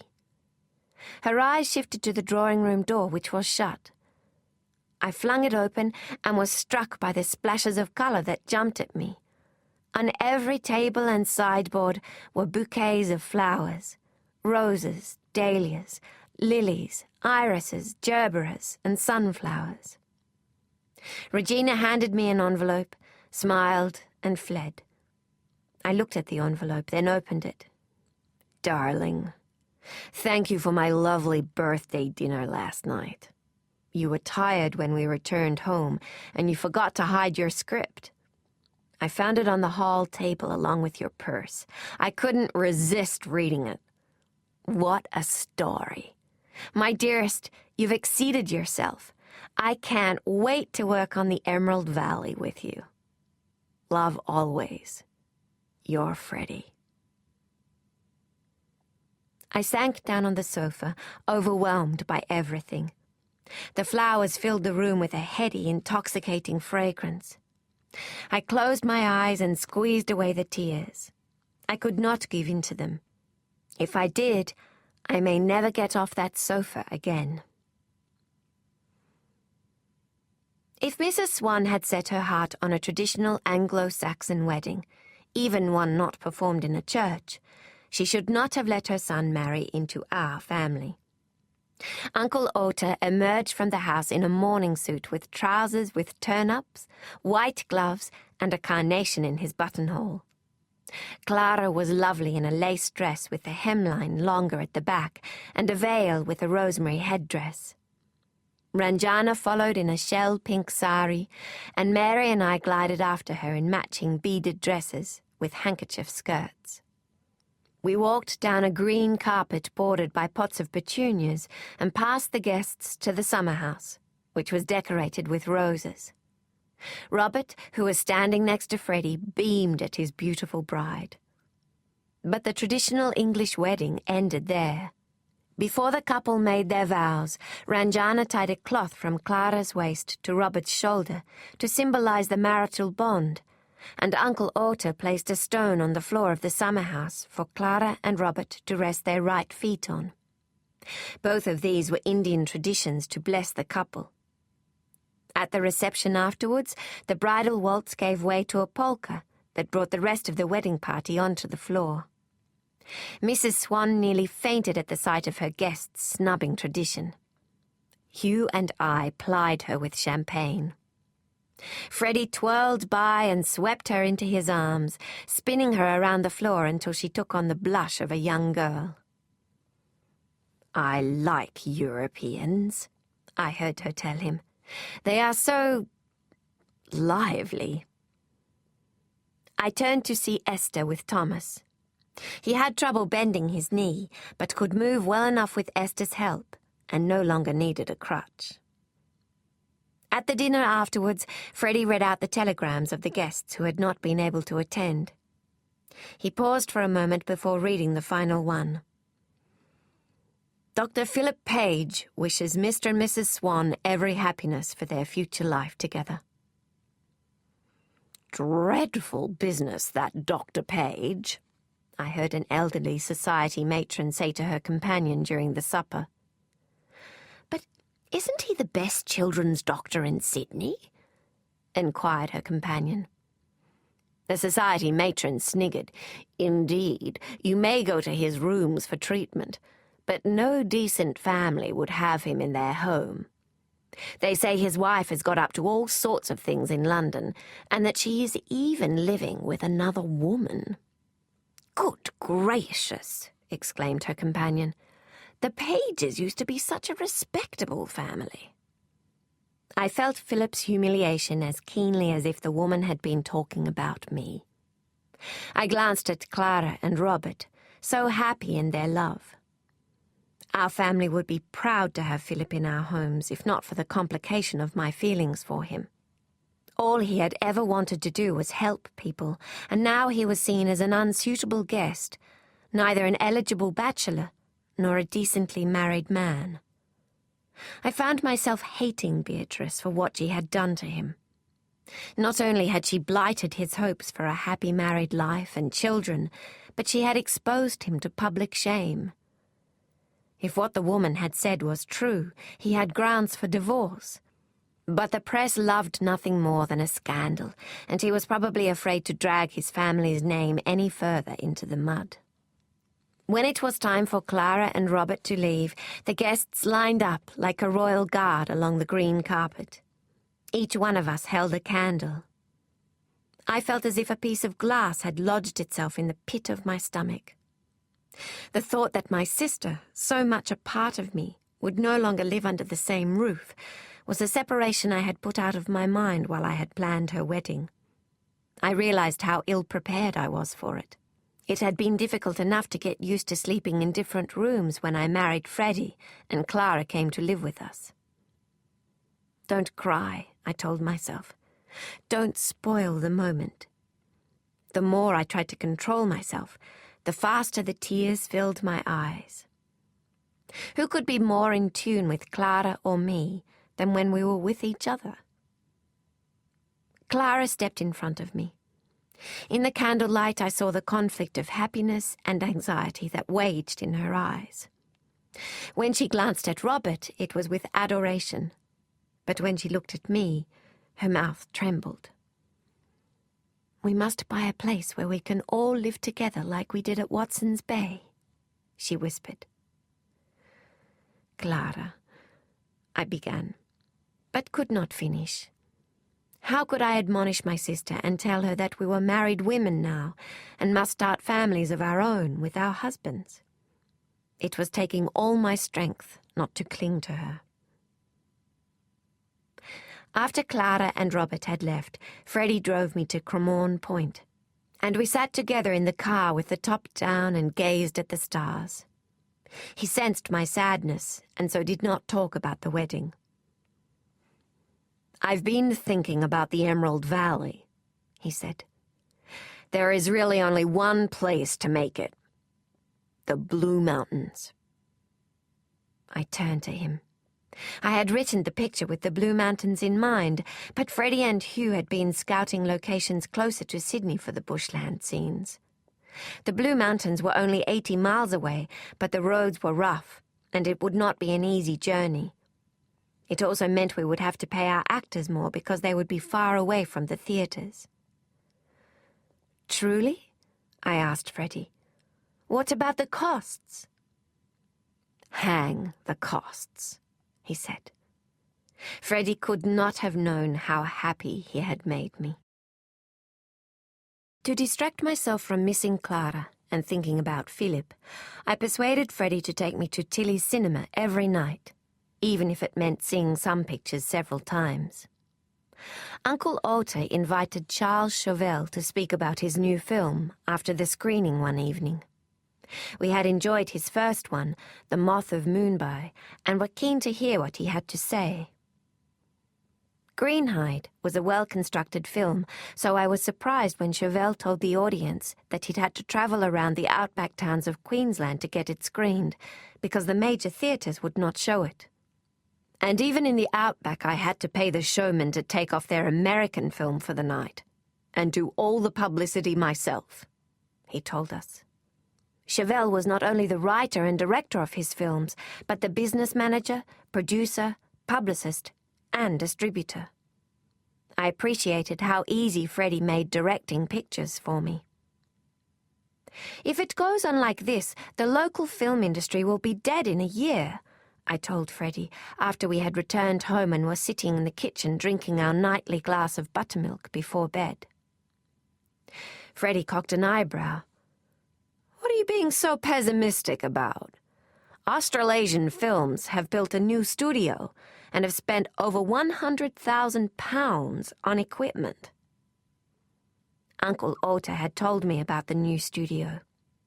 Australasian Films were not intending to produce Australian films. Rather, they wanted to make American-style films in Australia, where costs were cheaper. They had employed an American director, Norman Dorn, to head the production of For the Term of His Natural Life. The story was based on a classic Australian novel, but the stars were American, and the production sounded as if it were going to be a Hollywood extravaganza. The budget was a staggering £40,000. As for Australasian Films suddenly investing in the local industry, perhaps that had something to do with the fact that the Combine and American film interests in Australia were about to be investigated. "Aren't you worried about the Royal Commission, Freddie?" I asked. "They are going to call you and other American distributors to answer for your practices." "Ah," said Freddie, "but I supported one of this country's finest directors, and I helped her uncle keep local cinemas in Australian hands. I even protected him from getting blacklisted when he screened Australian films in preference to American ones." "Yes, darling," I said, "but that was on the sly. That's not what Galaxy Pictures did, and certainly not what you were sent here to do. You were encouraged to shut the local industry down to leave it open to American products. Who are you going to represent when they call you before the commission? Hollywood or Southern Pictures? I'll decide on the day, depending which way the wind is blowing, said Freddie, downing the last dregs of his milk and placing his glass on the table. Then, seeing the look of disdain on my face, he laughed and added, "If the Emerald Valley turns out the way I expect, I won't be working for Galaxy Pictures. I'll be working for you." The previous week, Freddie and I had seen the McDonough sisters' picture, Those Who Love. The story had been beautifully characterized, acted, and plotted. Those clever Australian sisters had made the film for less than £1,000, and it had been sold into Britain. The budget for the Emerald Valley was £10,000, an amount most Australian directors could only dream of. I kissed Freddie's cheek. I did not have an excuse for not making the best film possible. I should be more like my husband, I thought, and not let depressing talk about the local industry get to me. Clara and Robert returned from their honeymoon at Hepburn Springs in the middle of December. Clara was showing a bump and had put on weight around her face. "It was the pancakes we ate for breakfast each morning," she said, pushing back her cloud of dark hair and running her palms over her belly.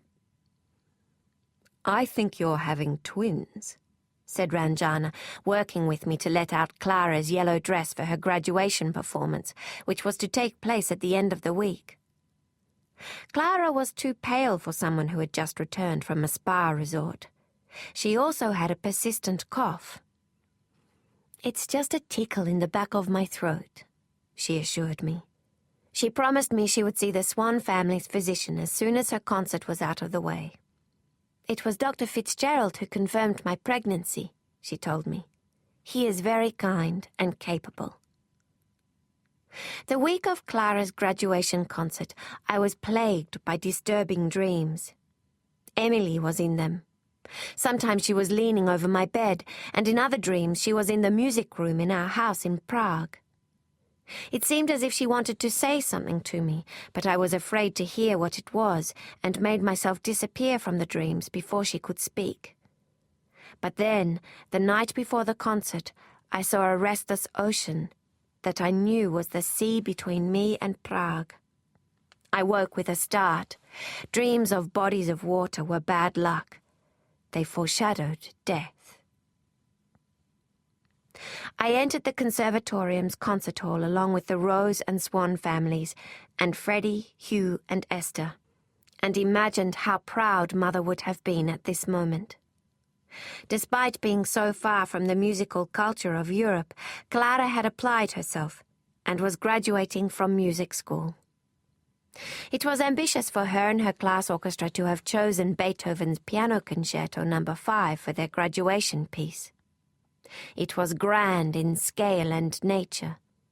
But their rehearsals in the past week, despite Clara having been away, had been flawless. My only concern was how peaked Clara looked when I had helped her dress for the evening. The head of the school, Alfred Steele, put her pallor down to nerves when he saw her, but I worried that it was her pregnancy. Madame Henri, the school's French teacher, who was sitting in the wings with the purpose of soothing flustered nerves, told Clara to lie down in the dressing room and rest before her performance. "You can sit here in the wings when she plays," she said to me. While a quartet played Mozart's string quartet in G major, I looked around at the audience and studied their faces. Everyone was enraptured. The Handel solos that followed were note-perfect and so sublimely performed that my toes tingled. But all the while I clenched and unclenched my hands, waiting for Clara. If she could make it through this performance, then she would be able to rest at home until the baby was born. When Clara's part in the program drew near, I slipped out of our row and crept to the wings as Madame Henri had suggested. Clara was there waiting with the orchestra. I was pleased to see that the colour had returned to her face and there was no sign of her cough. I was also satisfied that my skillful draping of the fabric across her belly hid the fact that she was pregnant. Clara had told me that any performance nerves she experienced disappeared the moment her hands touched the keyboard, so I almost jumped for joy when she played her cadenzas in the first movement vibrantly and passionately. The notes she produced on the piano sparkled with energy. The orchestra was well matched to her, and the clarity of the flutes and oboes made me think of an ice palace in a wintry kingdom. I could see in my mind the light sparkling from the icicles and feel the stillness of the chilly air. The shift to the lyrical second movement brought soothing and tender music to my ears. I peered through the curtains at Clara, who always managed to astound me with her ability to contrast the dramatic and the calm. I dropped the curtain again and closed my eyes. There was no break between the second and third movements, and I almost pinched myself in anticipation of the majestic ending. Then I noticed a blurring of the notes. It was so slight that I only picked it up because I had heard Clara rehearse the piece so many times. I opened my eyes again and peered through the curtain. Clara had picked up her mistake and was playing the movement as flawlessly as before. But I was startled to see her bathed in perspiration. She had a damp patch in the small of her back, and the wisps of hair about her ears were wet. Clara was one of those cool-fleshed individuals who rarely perspired, unlike me, who became flushed at the drop of a hat. Was she becoming fatigued? Had she lost her nerve? Despite her dishevelled appearance, Clara completed her quiet conversation with the timpani before the orchestra rejoined with her for the stirring conclusion. When Clara lifted her hands from the keyboard, the audience could not hold back their enthusiasm. They jumped to their feet to give her an ovation. Clara returned their adoration by standing up and performing a slight curtsy. She turned to me, and I gasped. Her face was grey. My God, I thought, she's going to faint. Clara staggered to the wings before she swooned. I caught her in my arms. She was much taller than me, and it took all my strength not to topple over. I helped her to a chair. Madame Henri was quickly by our side. "I'll get some water," she said. I brushed Clara's hair from her face. The audience was still clapping, waiting for her to reappear on stage. "Clara," I said, holding her close to me. "What is it?" She turned to me, and the terror I saw in her eyes chilled me. "Is it the baby?" I asked, placing my hand on her stomach. Clara shook her head. "I saw him. He was sitting in the audience." "Who?" I asked. Clara's pale lips trembled. It was a struggle for her to speak, and her voice came out as a whisper. "Miloš." Chapter 22. The morning after the concert, Robert, his mother and sister, Freddie and I sat in the drawing room of the Swan residence, waiting for Dr. Fitzgerald to arrive to examine Clara. Uncle Ota, Ranjana, Hugh and Esther waited at Watson's Bay for the doctor's prognosis. While Clara slept upstairs, Robert tapped his fingers on the arm of his chair, and I tried to sort my thoughts. It was nearly 6 years since Clara and I had seen Miloš. Clara had told me it had been only her determination not to show she recognized him that kept her performing under his gaze. But had she really seen him, or had she imagined him? I had not found him in the audience when I looked around, and Clara had been under enormous strain. I remembered Philip instructing Ranjana to make Clara's life as tranquil as possible after her time at Broughton Hall. I prayed that Clara was not suffering a relapse, and that her tired mind had simply been mistaken. The other alternative, that Miloš had come all the way to Australia, was too horrifying to contemplate. Dr. Fitzgerald arrived in the manner of a country practitioner. We heard the clop of horses' hooves and rushed out the front door to greet the black-clad doctor who was driving a horse and buggy. "Good morning," he said, alighting from the carriage and pulling a leather case from the seat. From the mass of silver hair that sprang from his head when he lifted his hat, I put the doctor's age to be around 60. But he was solidly built, and his pale skin was smooth. Dr. Fitzgerald greeted Clara with a smile when he and I entered her room, but she returned his salutation coolly. I was surprised, because she had spoken highly of the doctor before. Dr. Fitzgerald waited a moment, then cleared his throat. "You've not been well, Mrs. Swan," he said. "I'm sorry to hear that." Clara raised her eyebrows and turned to me. Her pupils were dilated, and I could see the veins under her skin. She did not look like herself. I glanced to the doctor. Perhaps my worst fears were realized. The condition that had sent her to Broughton Hall had returned. Had she not once been convinced she had seen Milosh on the ship that had brought us to Sydney? Dr. Fitzgerald checked Clara's pulse and temperature. I sat in a chair by the window, listening to his requests for her to breathe deeply and to cough into a cloth. I tried to read between the lines to understand what he was thinking, but his manner was jolly and professional, although I could see in his eyes there was something wrong. My fears mounted when afterwards Dr. Fitzgerald requested to speak to me and Robert in the drawing room. "Mrs. Swan's pregnancy seems to be progressing normally, but she is nervous about something," he said. "What worries me most, however, is that cough. Has she had it long?" I told him I had only noticed Clara's coughing fits recently. Dr. Fitzgerald nodded. "A skin test may or may not be an indication," he said. "And she's not coughing up blood, but it could be consumptive."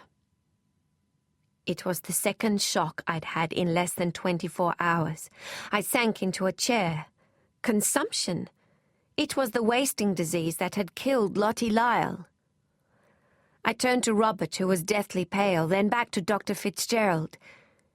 "Is my sister going to die?" I asked. Dr. Fitzgerald pursed his lips. "I believe whatever is ailing her hasn't quite taken hold yet. It might improve with rest, fresh air, and good food." "But most consumptives die, don't they?" said Robert, clutching the back of a chair. "And the baby?"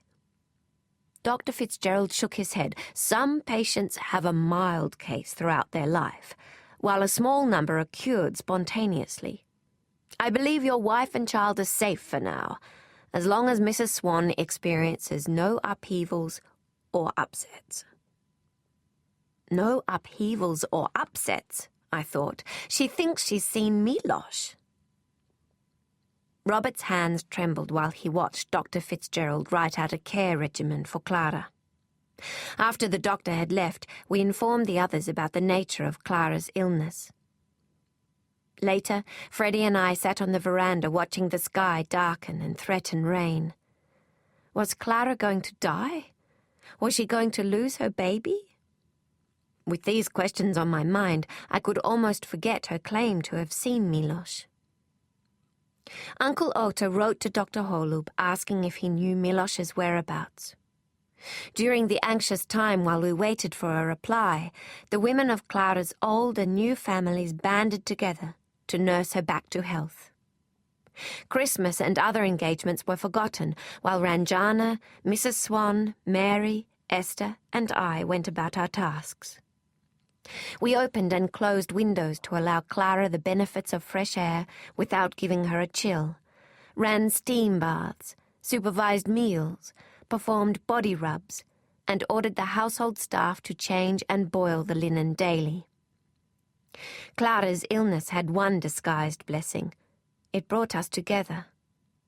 Mrs. Swan and Ranjana became close friends. I would often find them drinking tea together on the veranda, and sharing stories of India. Esther and I formed a bond with Mary, who proved to be a good organizer. She wrote a schedule so that Clara always had someone with her. It was with relief that we received Dr. Holub's response to our inquiry. Bandolejal has moved to Vienna with his wife. I employed a contact to check that he was in Austria on the date you mentioned.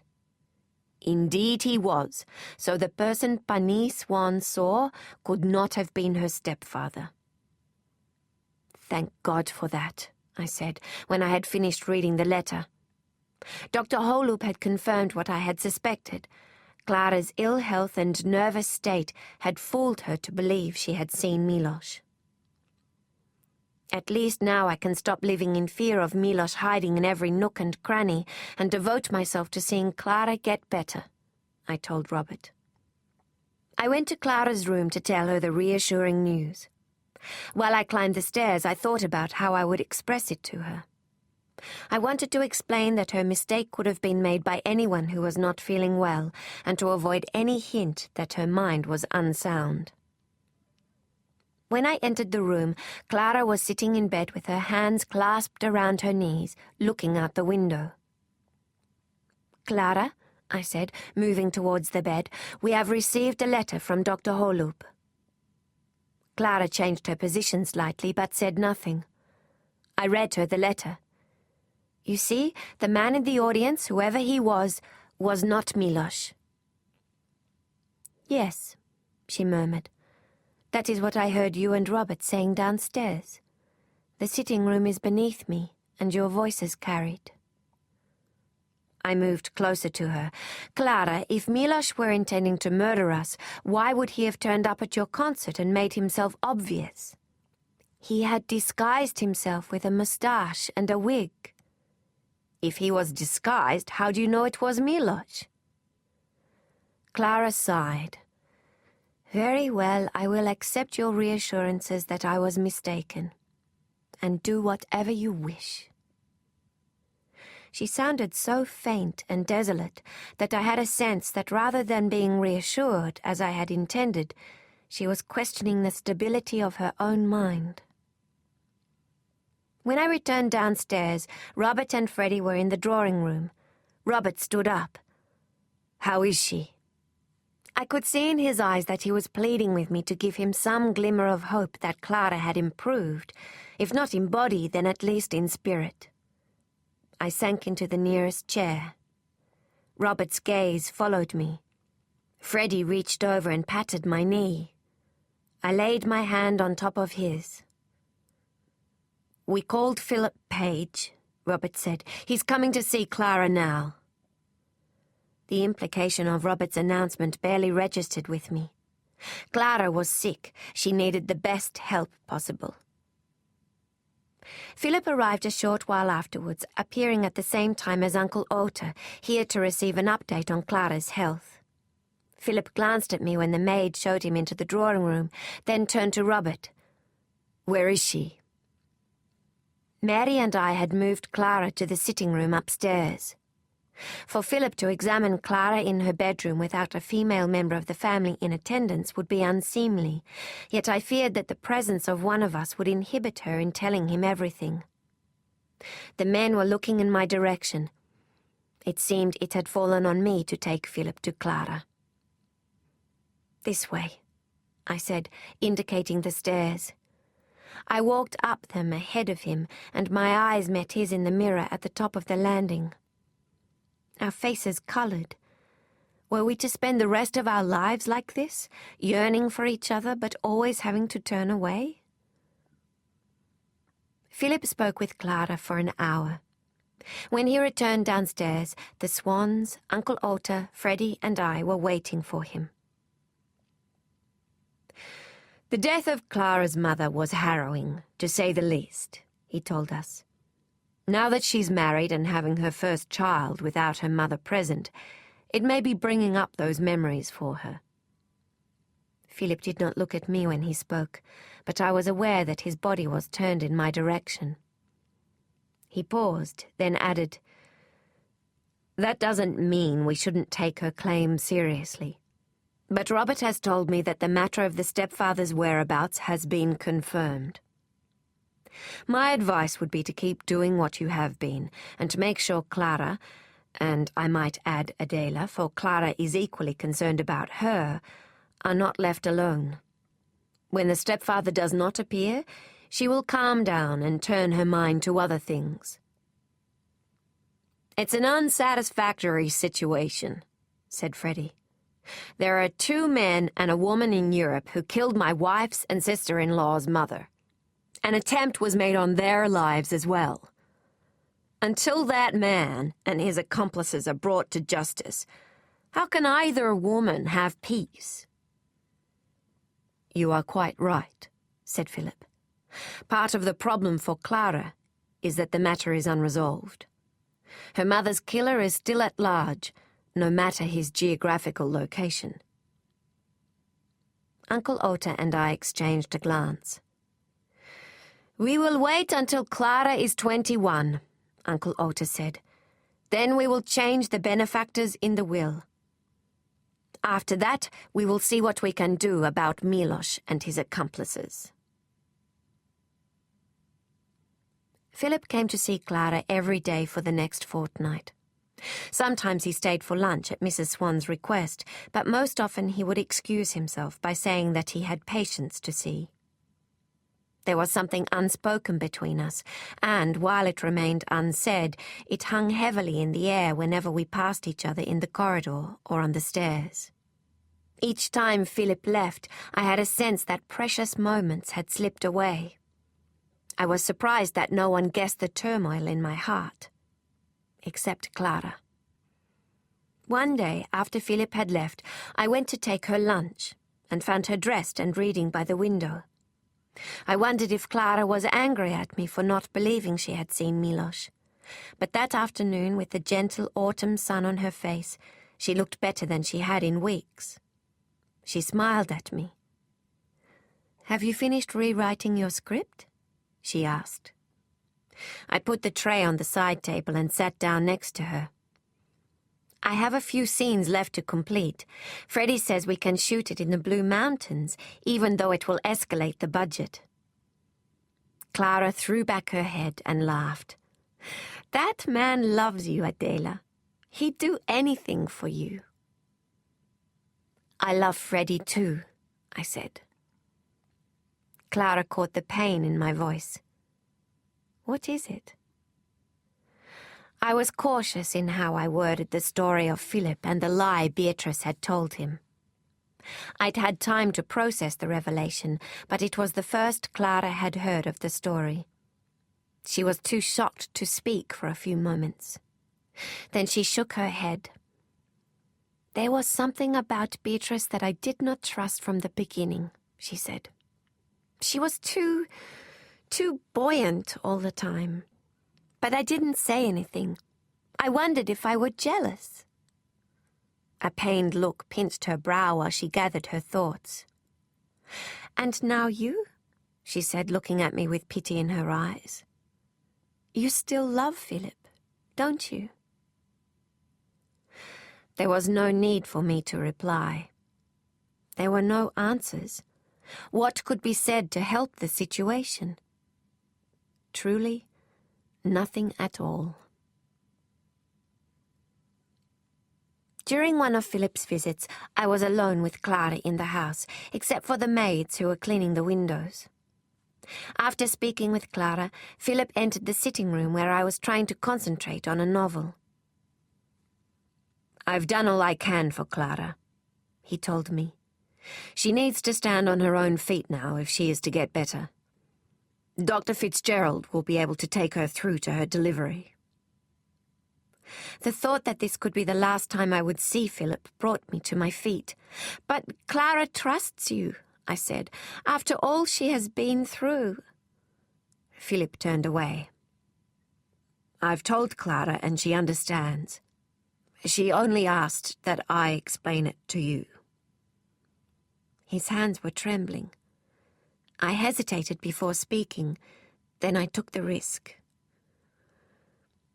"I accept that we cannot be together as man and wife, But I can't accept not having you in my life at all.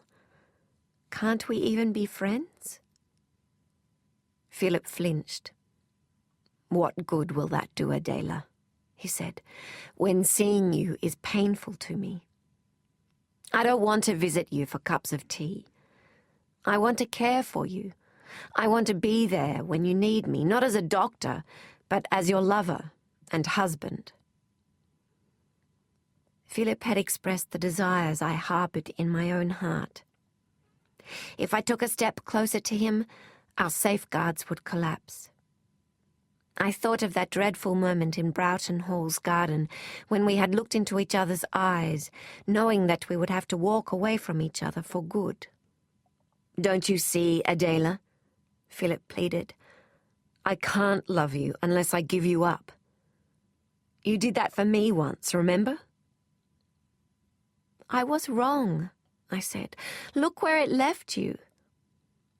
"But Freddie is a good man, isn't he? He loves you and is honest with you." I drew a breath, dazed by pain. When I was with Freddie, I loved him with all my heart. But when I was with Philip, my soul was full of longing. Philip was right. It was impossible for us to be friends. "How did this happen?" I asked him. "How did I find you and then lose you?" Philip moved forward and took me in his arms. My body leapt to life when he pressed his lips to mine. I thought back to the day on Wattle Beach. I wanted Philip as much now as I had then. He pulled away. The withdrawal of his touch was like being plunged into cold water. "I'd better leave," he said, and rushed out into the hall. The maid's was still occupied with the windows, so Philip fetched his coat himself from the closet and walked to the door. When he reached it, he turned and gave me one last look that said farewell. The sound of the door closing was as sad as the first thud of soil on a coffin. He has gone for good this time, I thought. I reached up and touched my lips. They were warm from when Philip had kissed me. I walked into the garden and wandered down to the maze. I sat on the bench at its centre, my eyes fixed on the pond, and tried to think, but it was too painful. It must be this way, I told myself. My heart would not believe it, but I could not be with Philip without going behind the backs of the people who loved me. That, of course, was impossible. When I returned to the house, I found that Mrs. Swan and Mary were home. "Adela, you are looking tired," Mrs. Swan told me. "We don't want you to fall sick as well. Why don't you take tomorrow off? That's your gardening day, isn't it?" "I haven't gardened for a while," I said, feeling self-conscious that everyone seemed to know how I spent my Wednesdays. "I have been too worried about Clara." "She's so much better now, and Mary and I can watch her tomorrow. You can come on Thursday with Esther. It won't help Clara if you become ill too." I was grateful for Mrs. Swan's kindness. The truth was, I was exhausted and I needed time alone. "Potter around the garden. Relax," Freddie told me, stooping to kiss my forehead before leaving for the office the following day. "You've been under enormous strain." "I will," I said, stretching up on my tiptoes to return his kiss. It was Rex's day off, and Regina had gone to the markets.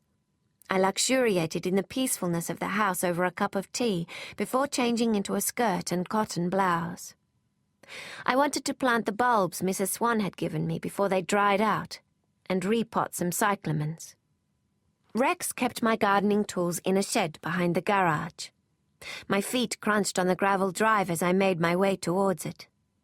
The sun was behind a cloud, but the day was mild, and I was looking forward to spending a few hours amongst the trees and flowers. I was surprised to find that the door to the shed was open. I peered inside. The garden tools were on their nails, and the pots were neatly stacked. I had hoped a possum had found its way in to make a nest on one of the shelves. I missed Angel and Cherub. But no such fortune. Perhaps the wind last night blew the door open, I thought. I went to the cupboard and took out a smock and searched around the shelf for my gardening gloves. I was surprised to find that they were tucked into each other in a ball, the way that Freddie liked his socks rolled. I never did that to my gloves. I always brushed them down after use and laid them out flat. I put the gloves in my pocket, picked up a trowel, hand spade and bucket, and headed for the beds at the end of the garden. I set down my tools on the grass and played with the gloves in my pocket while I inspected the flower beds for weeds. The cold had kept most of them at bay, but there were places where the grass was growing into the bed. I pulled the gloves out of my pocket, and my fingers tingled. I had a sense that someone was watching me. I glanced around, but there was no one there. "Mother?" I said, for I smelled the distinct fragrance of lily of the valley, and I knew there were none in the garden. The strangest sensation crept over me. It was one of enveloping peace and paralyzing terror. But no sooner had the feeling come than it departed, and I sensed that I was alone in the garden again. A ghost had stood by me, of that I was certain. I was usually able to see them, but the sensation I had experienced left no doubt in my mind that I had been given a warning. I thought of Clara and wondered if something was wrong. I looked at the gloves in my hand. There was a lump in one of them, about the size of a walnut. I stared at it and was sure that it moved. Had a mouse gotten into my gloves? I began to untuck them, but my spine tingled and I threw them on the ground. I picked up my trowel and spade and prized them apart. At first, nothing happened, and the lump in the gloves remained where it was. I was about to pick them up again when two black legs emerged. A pair of fangs followed, then more legs, and I found myself looking at a large black spider. I was not an arachnophobe. I admired the webs the golden orb weavers made in the garden and the stripes of the St. Andrew's cross spiders that hung in the lily-pillies. I did not even mind the hairy huntsman spider that ran across the garage doors whenever I opened them. But I knew about this spider. Rex had warned me. "The funnel web is the deadliest spider in the world, Mrs. Rockcliffe," he had said. "One bite, and you'll be gone in a few hours." The paper had reported a woman dying of a funnel web bite last summer. It had crawled into her washing basket. I barely felt my legs as I stepped back from the flower bed, then turned and ran to the house. "But, darling, we've seen those spiders here before. The North Shore is their habitat," said Freddie that evening, passing me a glass of brandy. "It's all very nice to have a garden with native birds and animals, but the spiders think they're welcome too." "You don't understand," I said. "It was tucked into my glove, and the door to the shed had been left open. Maybe Regina used your gloves to cut some vegetables from the patch. Those spiders are known to climb into people's galoshes and shoes." "Then how did it get inside my gloves? They were balled up like a trap, and it must have been done recently, otherwise the spider would have starved." Freddie sat down on the windowsill and folded his arms, thinking. "I've heard that they do crawl around a lot, you know, when they're mating, and after the rain." "That's in summer, Freddie, and it hasn't rained for weeks. Someone put it there." "Who in our house would put a deadly spider in your gloves? Adela? Rex? Regina?" Freddie held my gaze. A shadow passed over his face, and he stood up and paced the floor before sitting down next to me and taking my hand. Your stepfather is in Austria. That's already been confirmed.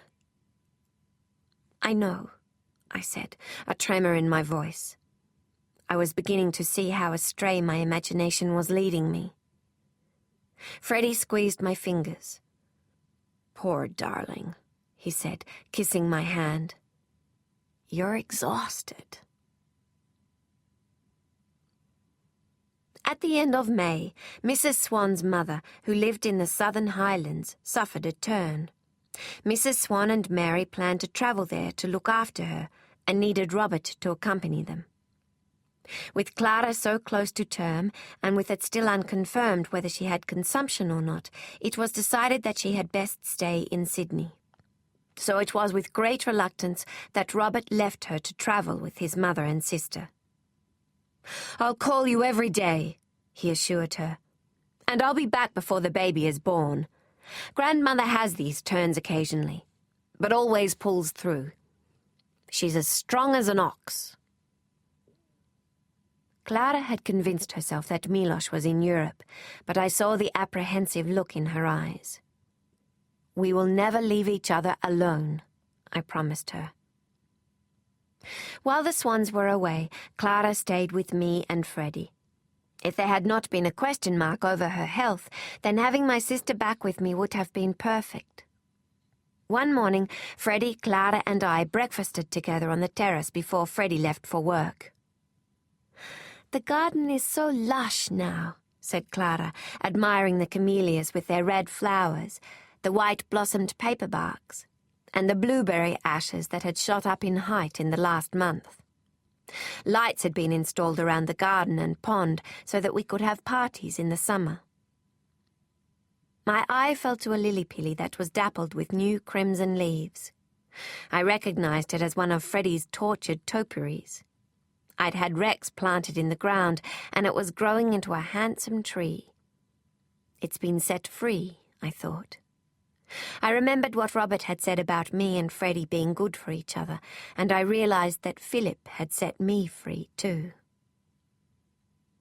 "I'd better be going," said Freddie, taking one last sip of tea and leaning across the table to kiss me. "I have clients to visit this morning, and then I'm going to drop by Tilly's Cinema to discuss another venture with your uncle." I wished Freddie well and turned back to my breakfast. A feeling I could not understand gripped me. I stood up and rushed out to the hall. He was gathering his coat and hat from Regina, and he turned to me and smiled. "What is it?" I rushed forward and flung my arms around his neck.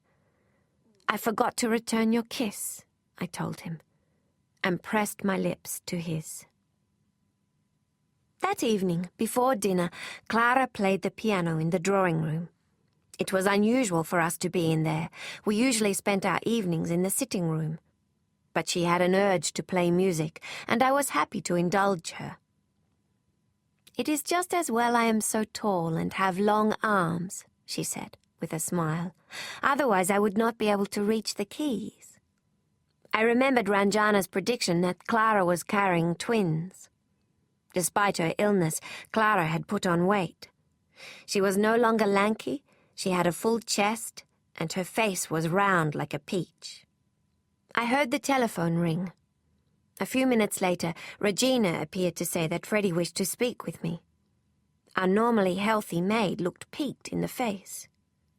"Adela, is that you?" Freddie said when I picked up the receiver. He sounded flustered. "What's wrong?" I asked. "There's been a fire at the cinema. They've just managed to put the flames out now." "My God! Uncle Ota? Ranjana?" "Nobody was hurt, but the projection room and our film supply is gone. The police are here. They want to make a report." "Do they think it was deliberate?" "We don't know yet. Apparently there have been extortion attempts on cinemas lately, but I think it was an accident. It was only the projection room. If it was an extortion, surely the office would have been set alight as well." Freddie was right. It was not unusual for films to catch on fire. That was why Uncle Ota had installed safety equipment in the projection and storage rooms. "Listen," said Freddie, Oda, Ranjana, and I are trying to sort out the mess, and the police won't let us go until they've made their report.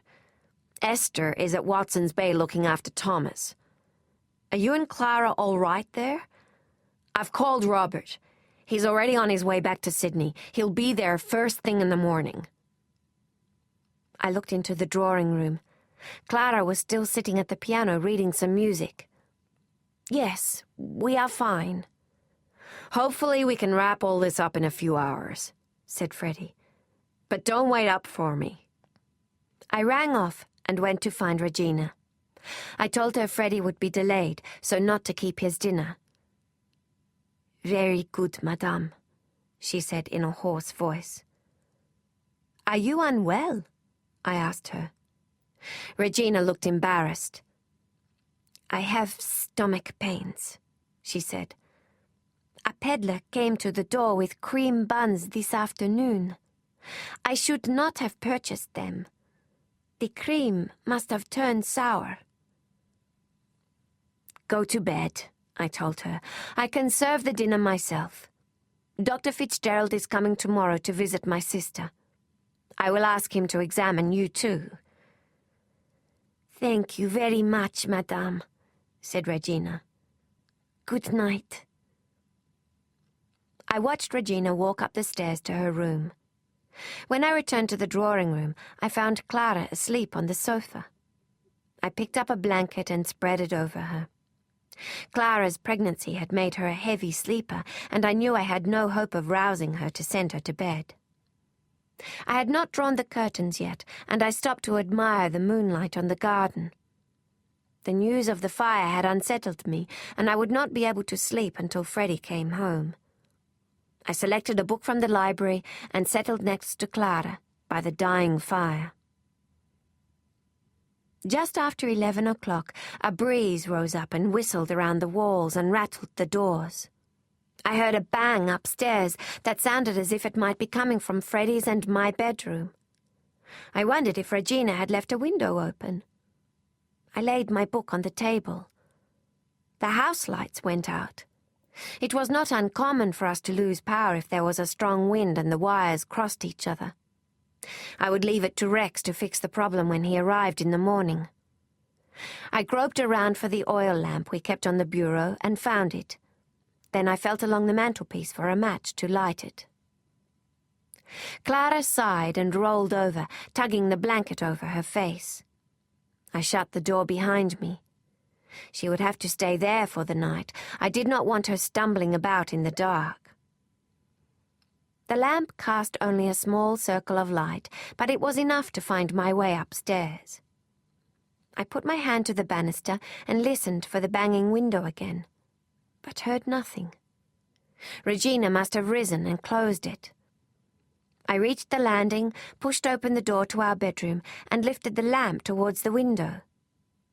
It was shut, with the latch fastened, but the script notes I had left on the side table were scattered about the floor. I held the lamp higher and gasped. The drawers to my dressing table had been upturned and the contents strewn about the room. A sickening feeling clenched my stomach. A fire? A thief? All in one night? I rushed into the hallway. Regina's room was on the same level as our bedrooms, but further along. I decided to fetch her, then wake Clara, put them both in the car, and drive to Esther's house. If the window was locked, the thief may still be somewhere in the house. I crept in the direction of Regina's room. Suddenly, the door to Clara's room flew open, and a figure stepped out. In the lamplight, I saw that the intruder was holding the gold and diamond chain Robert had given Clara as a wedding present. He turned in my direction. "Take whatever you want," I told him. "Take it all. I won't stop you. I won't look at your face. Just take it all and go." The intruder hesitated a moment, and then his laugh shattered the silence of the house. I knew that laugh. I lifted the lamp higher, and my blood chilled when I saw this figure's pale hair and skin. I was looking at a ghost. "Just like you to think that I want your cheap jewels," Miloš sneered. I staggered backwards, my heart thumping in my chest. I stared at my stepfather, not able to believe my eyes. "Regina?" I called, my voice weak. "Regina, lock your door and call the police." Miloš laughed again.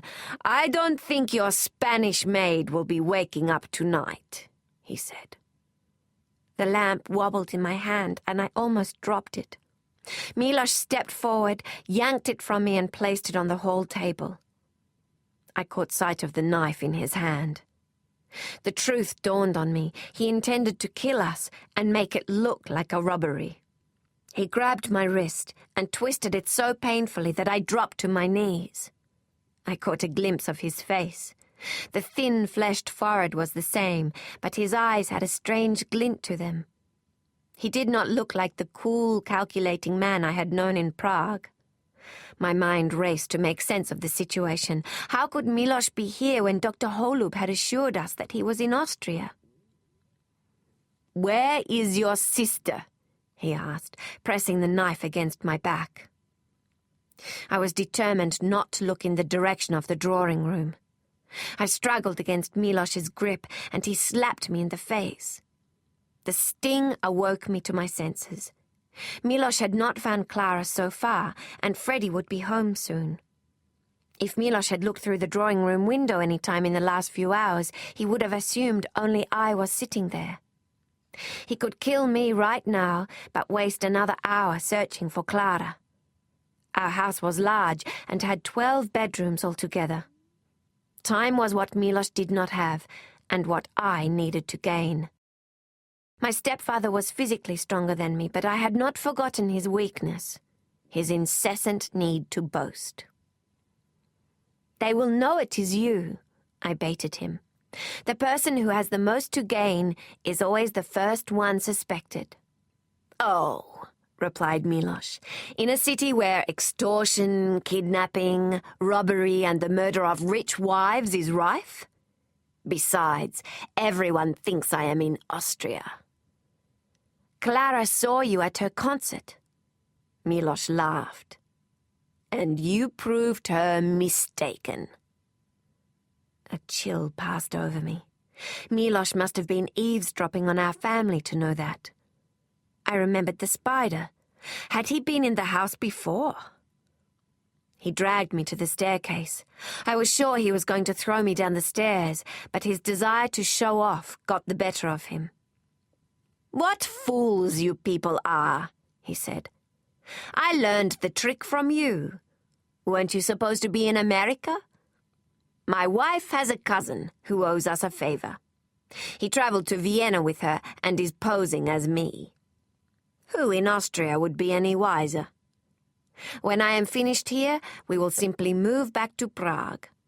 After all, by that time we will have a house waiting for us there, and money will no longer be a problem. Now, where is your sister?" I shivered. This was not the remote man I had known, conniving to get what he wanted. He was taking pleasure in what he was doing. My terror gave way to a sense of sadness. It is over, I thought. Clara and I are going to die here. The child she cradled in her belly would never see the light. I remembered my sudden urge to kiss Freddie that morning. I must have known I was bidding him farewell. And then my grief gave way to anger. I would not let Miloš harm my sister. With the sense of surrealness I had felt when I kicked the man with the broken glass to save Uncle Ota, I jerked my elbow back into Miloš's ribs. He let go of me and fell back. From the crack of air he spat out, I realized I had winded him. I raced down the stairs with one thought in my mind. I had to get Miloš to chase me. I had to get him away from Clara. I reached the bottom of the staircase and turned in the direction of the kitchen. I heard Miloš's footsteps in pursuit. I opened the door to the sitting room, which was empty and dark, and screamed out, "Clara, come with me!" I ran into the kitchen, slammed the door behind me, and locked it. My shaking hand struggled with the catch of the door to the garden. I heard Milos coming down the hall. I turned the catch and rushed out into the darkness just as I heard him hurl himself against the kitchen door. It was not a sturdy lock, and I knew he would soon be through and after me. I launched myself at the camellias, making as much noise as I could. Branches scratched at my face. "Clara! Quick! This way!" I shouted. "You won't get far," I heard Milos say, "you stupid bitches." I dropped to my stomach and hid behind a rock near the pond. My plan had worked. Milos thought Clara was with me. Through the blades of the reeds, I saw him standing on the kitchen step and holding up the lamp. There was a dark streak down the side of his face. Blood. He must have knocked his head when he fell backwards. Clara would wake up with the commotion. I had to keep him pursuing me.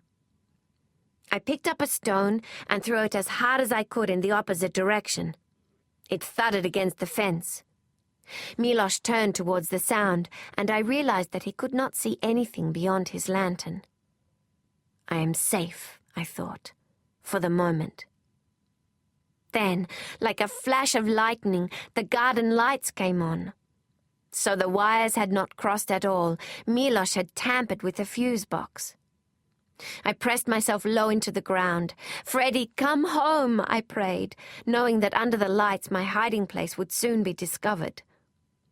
I lifted my eyes to see where Milos was now. A blow crashed down on the back of my head. I lay dazed in the mud for a few seconds, then touched my head and felt a warm, sticky trickle. Blood. From the corner of my eye, I saw Milos's leg near my face. He grabbed my hair and pulled my head up, but at the same time dropped the knife. It fell into the pond with a splash. As he reached for it, I bit his arm as hard as I could. He hit me across my face again, then grabbed me by the shoulders.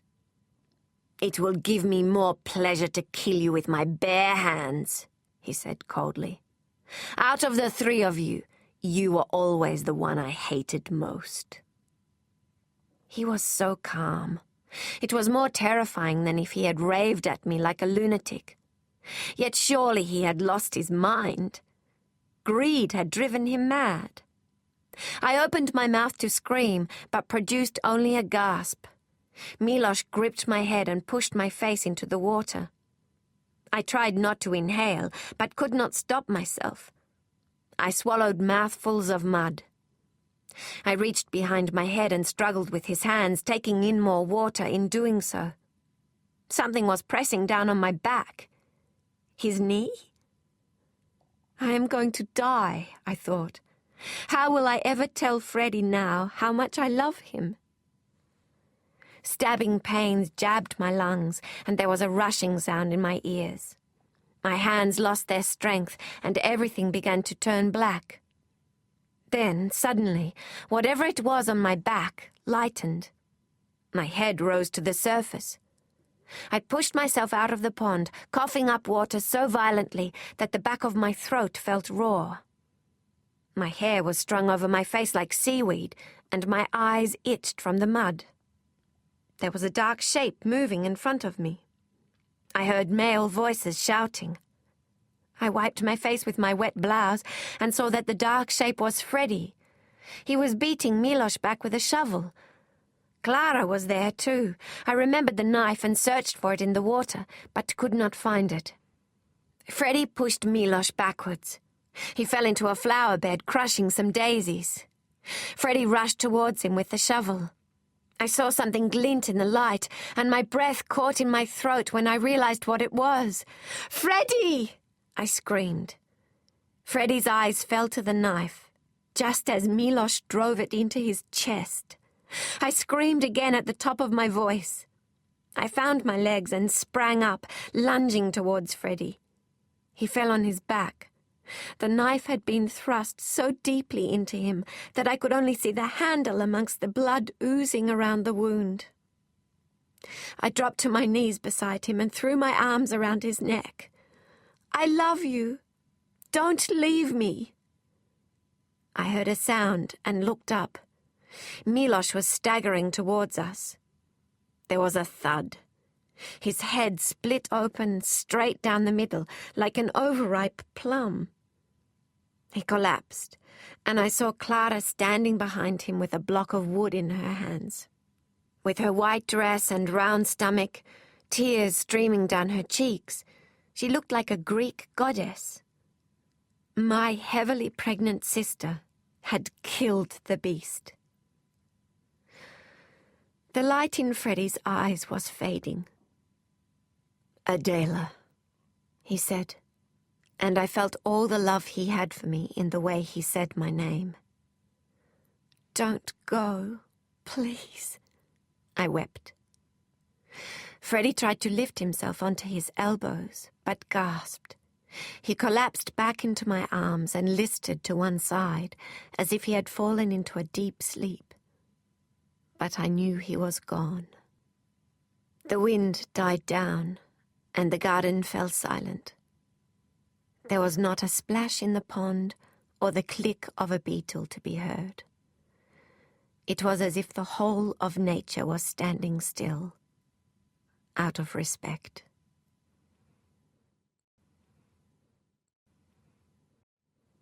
Chapter 23. I was too numb to remember much of Freddie's funeral. I recall only snippets of things. Clara reading Psalm 23. Thomas reciting a poem.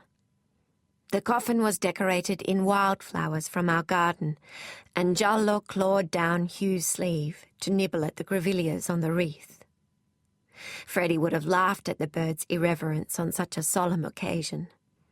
When they lowered Freddie's coffin into the ground, I understood that the life I had shared with the man I had known and loved had ended forever. Philip was amongst the mourners, but I barely saw him through the blur of my tears.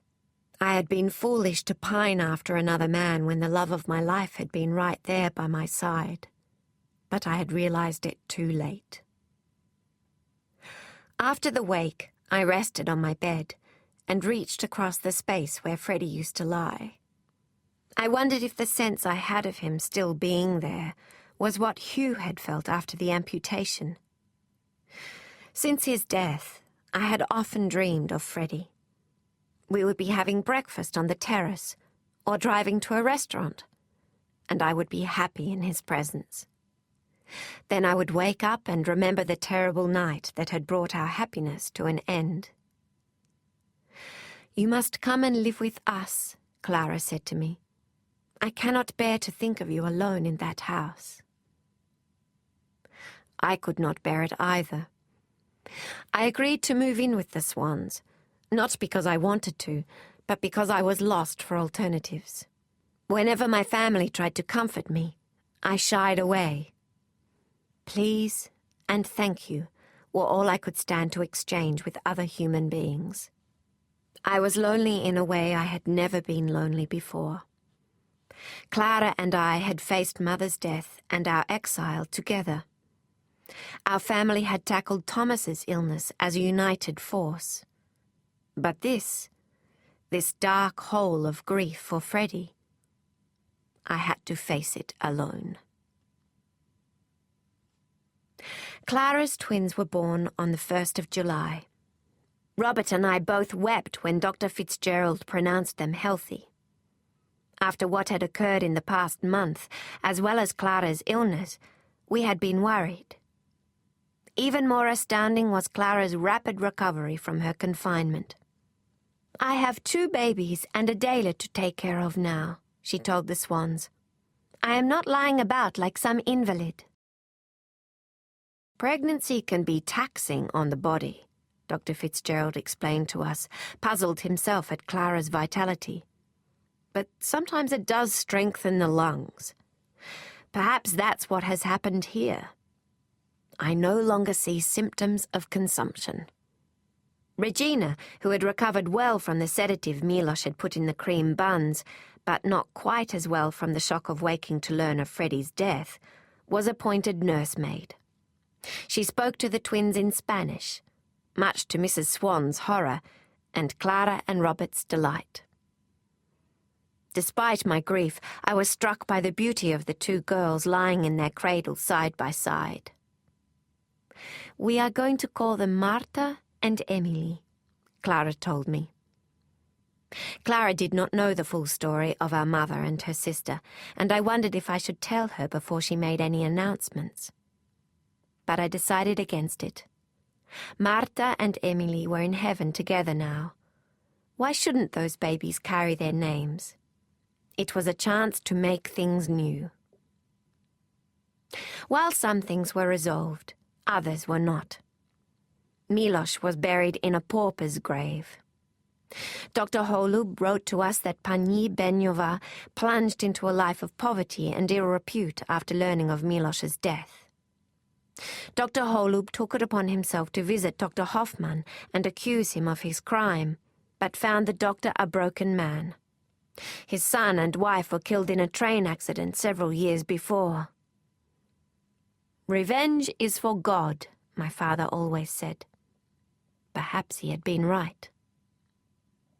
Clara and I had lived in fear of Miloš so long that it was difficult to adjust to the idea that he could no longer harm us. But we could not be free of him entirely. He had taken precious Freddie with him. 4 months after Freddie's death, Philip came to see me. Thomas had visited that afternoon, and we had sailed the sloop on the Swan's Pond. "When I sail this boat, I feel that Freddie is with me," Thomas said. I stared at him in wonder, then kissed the top of his head. My heart was too full to speak. After Uncle Ota had taken Thomas home, I retired to my room to begin a task I had been dreading, unpacking the box of photographs I had brought from Cremorne. I picked up the wedding photograph of everyone standing outside the church, and I ran my fingertip over Freddie's beaming smile. "Did I make you happy?" I asked him. A maid knocked on the door and told me that I had a visitor. My heart did not flutter when I saw Philip in the drawing room. It merely ached. Neither of us could bring ourselves to speak at first. "I didn't come sooner because—" he began, but could not finish. He looked at me with his blue eyes. "If there is anything I can do to help you, Adela, please tell me. I can't stand the thought of you suffering." The maid walked in with tea, although I had not asked for it. She must have assumed Philip had come to see me about Clara. When she had finished laying out the cups and teapot and left with the tray, I turned to Philip. He was looking towards the window as if something fascinating was happening outside, but the view only revealed that the sky was darkening to a sapphire blue. "Your happiness is everything to me," he said, "even when you found it with another man." "There is no happiness now," I told him. "No." We fell silent again, not looking at each other. Something lingered in the air between us. I knew what it was. A question. "You were right to walk away," I said, my heart beating painfully in my chest. "It would have been unthinkable to have hurt Freddie." I choked back a sob and sank into a chair. Speaking of Freddie in the past tense was agony. It reminded me that I would never be able to touch him again, or hear his laugh. There had been many times in the past when I had imagined myself in Philip's arms, comforted by the strength of them and the feel of my cheek resting against his firm chest. But now that Freddie was gone, I saw those feelings had been only illusions. "It is too late for us now," I whispered. "No," Philip said. He paced the floor. "I didn't come for that. You must grieve, and I am still married. But who can say what will happen in the future, Adela? Maybe things will be different for us then. For a moment, a flicker of feeling lit the numbness. I found myself pitying Philip, but pity was not what he wanted. All tenderness, all thoughts of laughter and happiness had drained from me. The world had disintegrated, and it could never be put right. How could it, while I had loved Philip when I should have been loving Freddie? Philip's eyes were intent on me, and I saw the hurt and fear in them. "Can you see nothing in the future for us?" he asked. The daylight in the room faded, and Philip switched on a lamp. There were no words I could use to explain how my love for him had died. We'd had a chance long ago, and we had lost it. All that had remained was the dream, and now that was gone too. I imagined Emily cutting off her fingers. Her action no longer seemed insane. Perhaps if I could cut out my heart, I could go on living. Philip covered his face with his hands. "Don't let him win, Adela. Your stepfather might be dead, but he is still hurting you." "I am sorry," I said. "It is not your fault. Nobody can help me." Philip moved towards me, touched my shoulder, then walked to the door. "I'm the one who is sorry," he said. "You and Freddie were happy together." I realized then that he had understood. I accompanied Philip to the front door and watched him walk down the steps to his car. He paused for a moment to look about him. The night sounds of the garden, cricket, frogs, beetles, had come to life in a chorus. He put his hand to the driver's door, then turned back to me. "I'm going to help develop an aerial medical service in the outback," he said. "I'm giving up my practice here in Sydney for a while. My father will watch over it for me." So Philip and his father had reconciled. At least there was some light for one of us. Philip started the car engine and disappeared down the drive and through the gates. The last of my hopes went with him. One day Hugh asked me to meet him at the vegetarian cafe. The place belonged to a time in my life when I was wide-eyed and innocent. I was not that way anymore. On my way up George Street, I saw a gentleman walking towards me.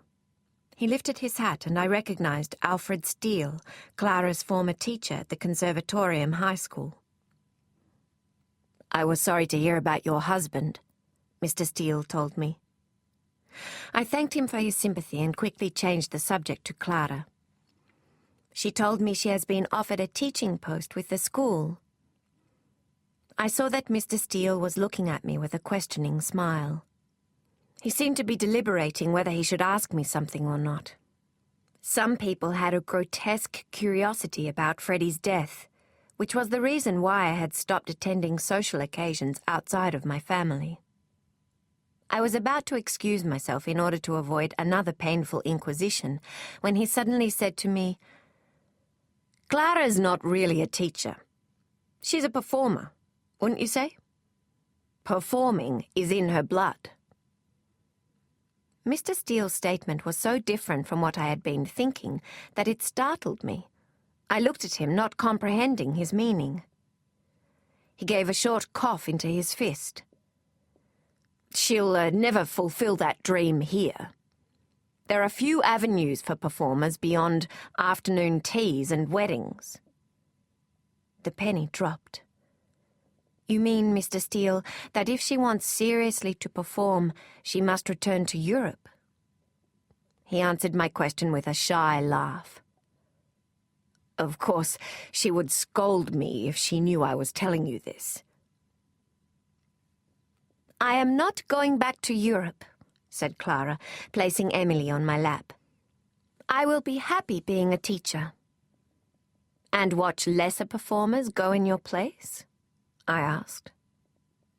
Clara pursed her lips and set about changing Marta's nappy.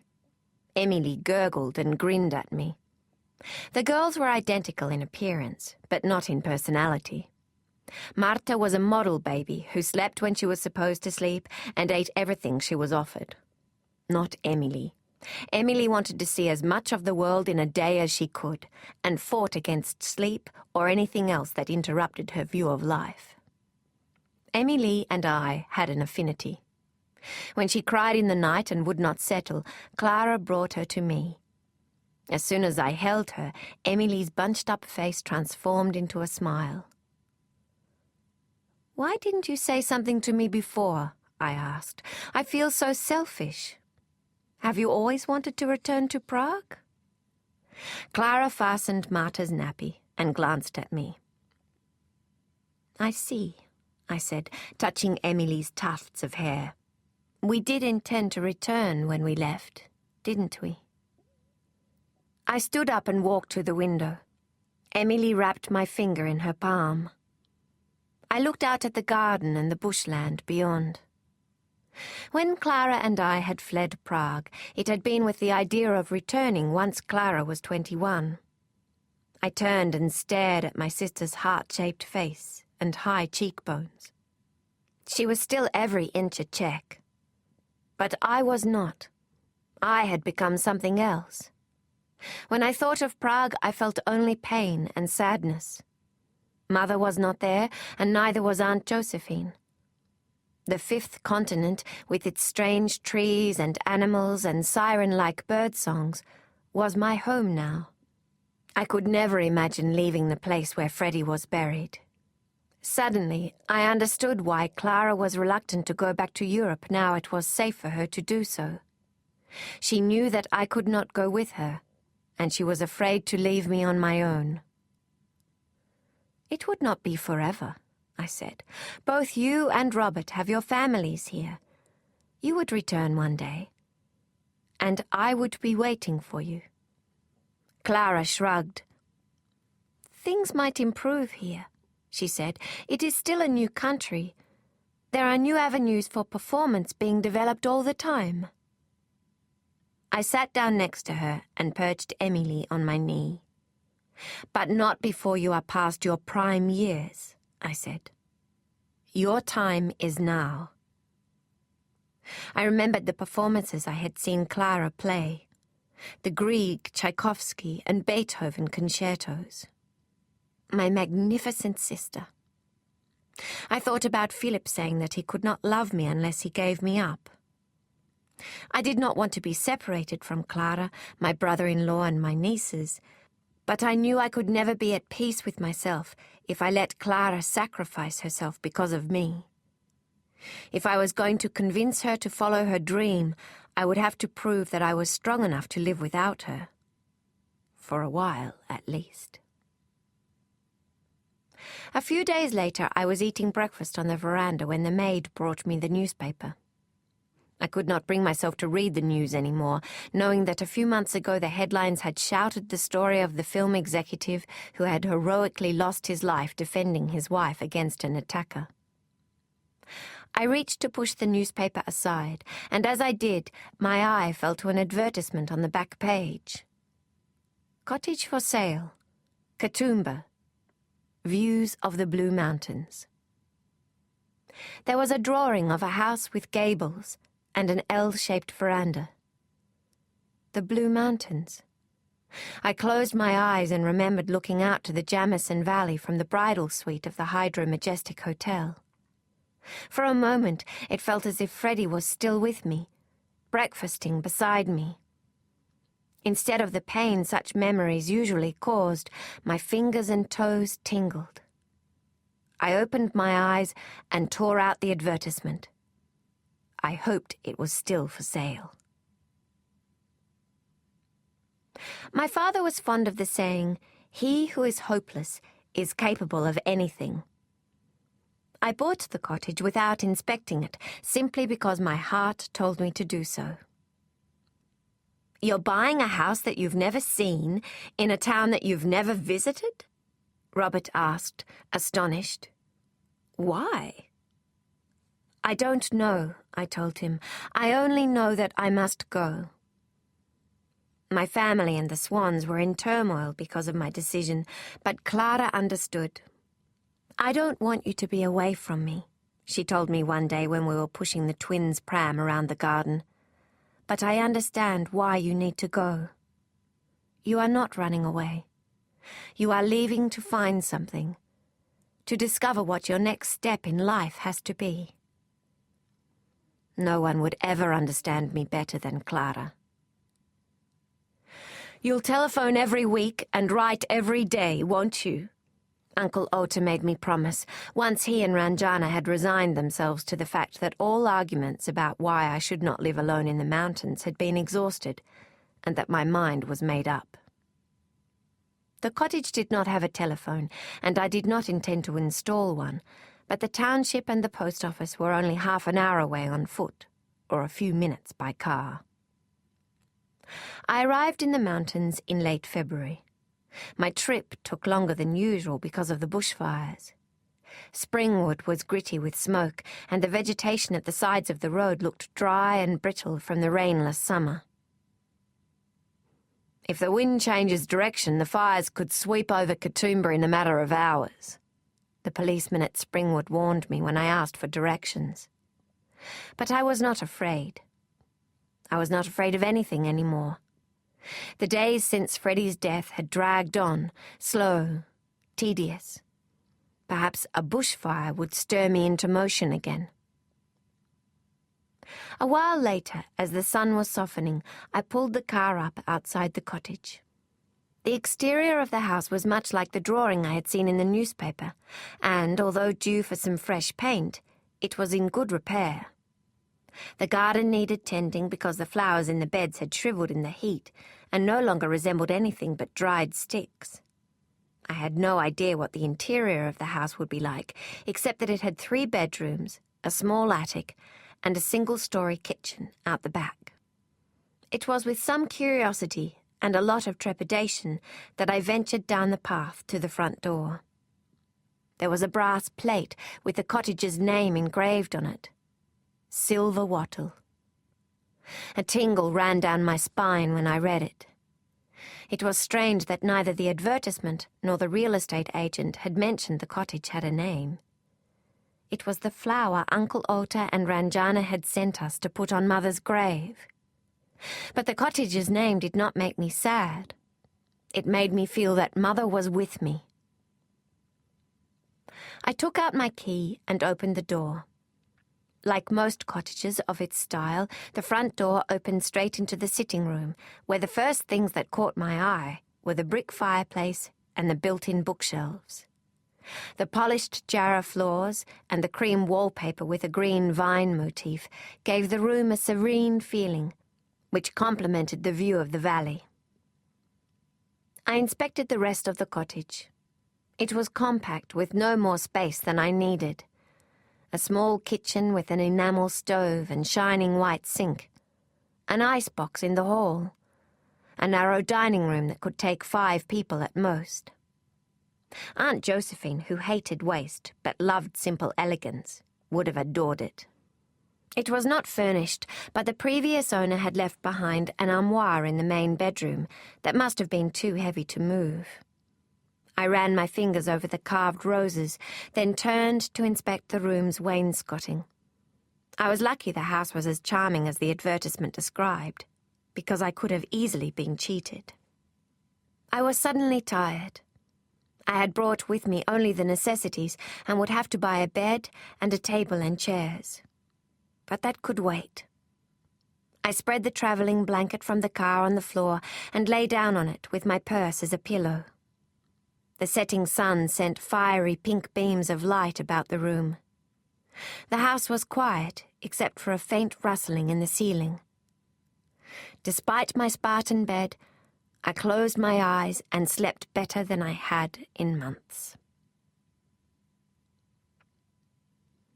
"You're not afraid here on your own?" the grocer asked when he made his delivery a few days later. "You're the last house in the street, and the one furthest from the other neighbours. I know Mrs. Tupper at number 6. I could ask her to look in on you." "Thank you," I told him, "but I am all right." I liked my neighbours and the people in the town. They were curious about me, but did not intrude. When they saw Silver Wattle Cottage was occupied, they brought me cakes and biscuits, but did not ask me any questions. I wrote away for catalogues to view furniture and unpacked the few books I had brought with me to put on the shelves. My hand fell on the script for the Emerald Valley. Why had I kept it, I wondered. That film would never be made now that Freddie was gone.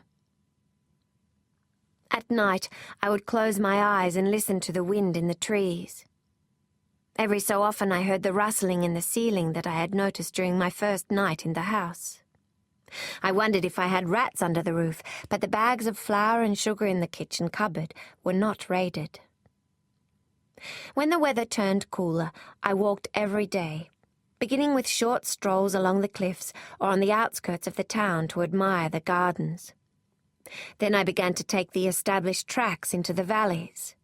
The fresh air and the massive tree ferns, cascading waterfalls, rippling creeks, and the towering turpentines with their gnarled roots reawakened my love of nature.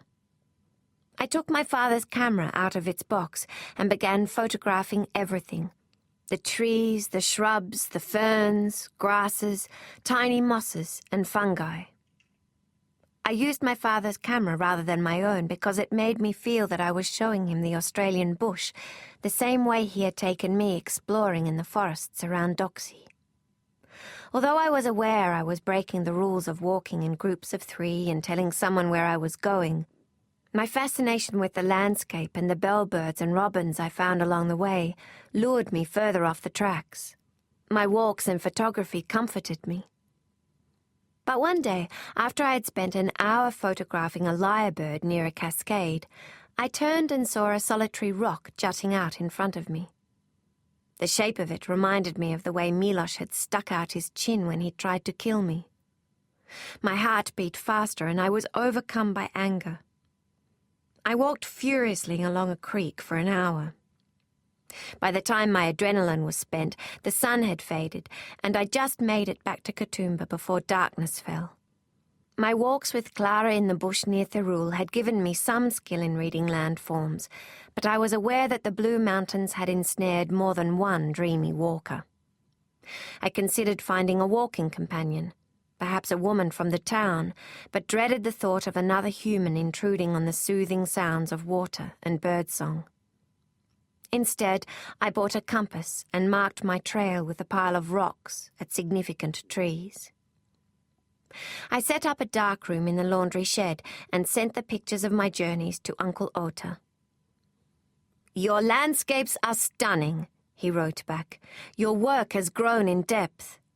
I can't believe you aren't using your professional camera."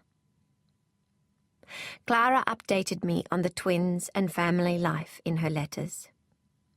"Uncle Ota showed me the beautiful photographs you took," she said. "But remember, the rock formations you so lovingly capture cannot replace intimacy with human beings." As I became more adventurous in my walks, it was apparent that a dress was not the most suitable attire for scrambling through scrub and over slippery rocks. I approached the local dressmaker to sew me some pairs of loose trousers. Women had been wearing trousers to play sports for some years, but they were still frowned upon socially. Coco Chanel had tried to make them acceptable for day and evening wear, with little success. "I suppose you are enamored of all those Hollywood film stars too," said the dressmaker, looking over her pince-nez. "Everyone wants to be a modern gal these days. You are the 4th young lady this week who has asked me to make trousers for her." We both looked out the shop window in the direction of the King's Cinema. I had not seen a picture since Freddie's death. I could not bear the thought of sitting in the dark by myself. Once my trousers were ready, I set out early one morning for a walk. The valley was alive with flowers, begonias, drumsticks, waratahs, wattles, and eucalypt blossoms. I wanted to photograph them. I had been walking for about an hour when I heard voices up ahead and came across 3 women sitting on a rock. "Goodness gracious, are you lost too?" the eldest of them asked me.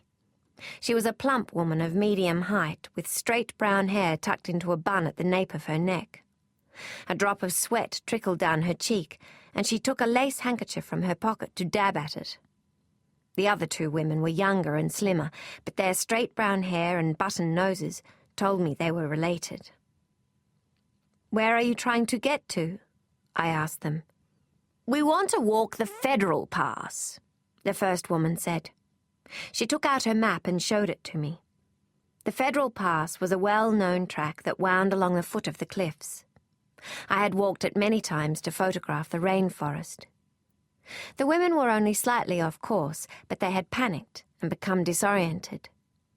I glanced at their equipment. Each had a light rucksack, a water canister, and sturdy shoes. They were not complete novices. "You are not so far from the track," I said. "I can walk with you if you don't mind me stopping to take photographs." The women rallied. "Not at all," they said.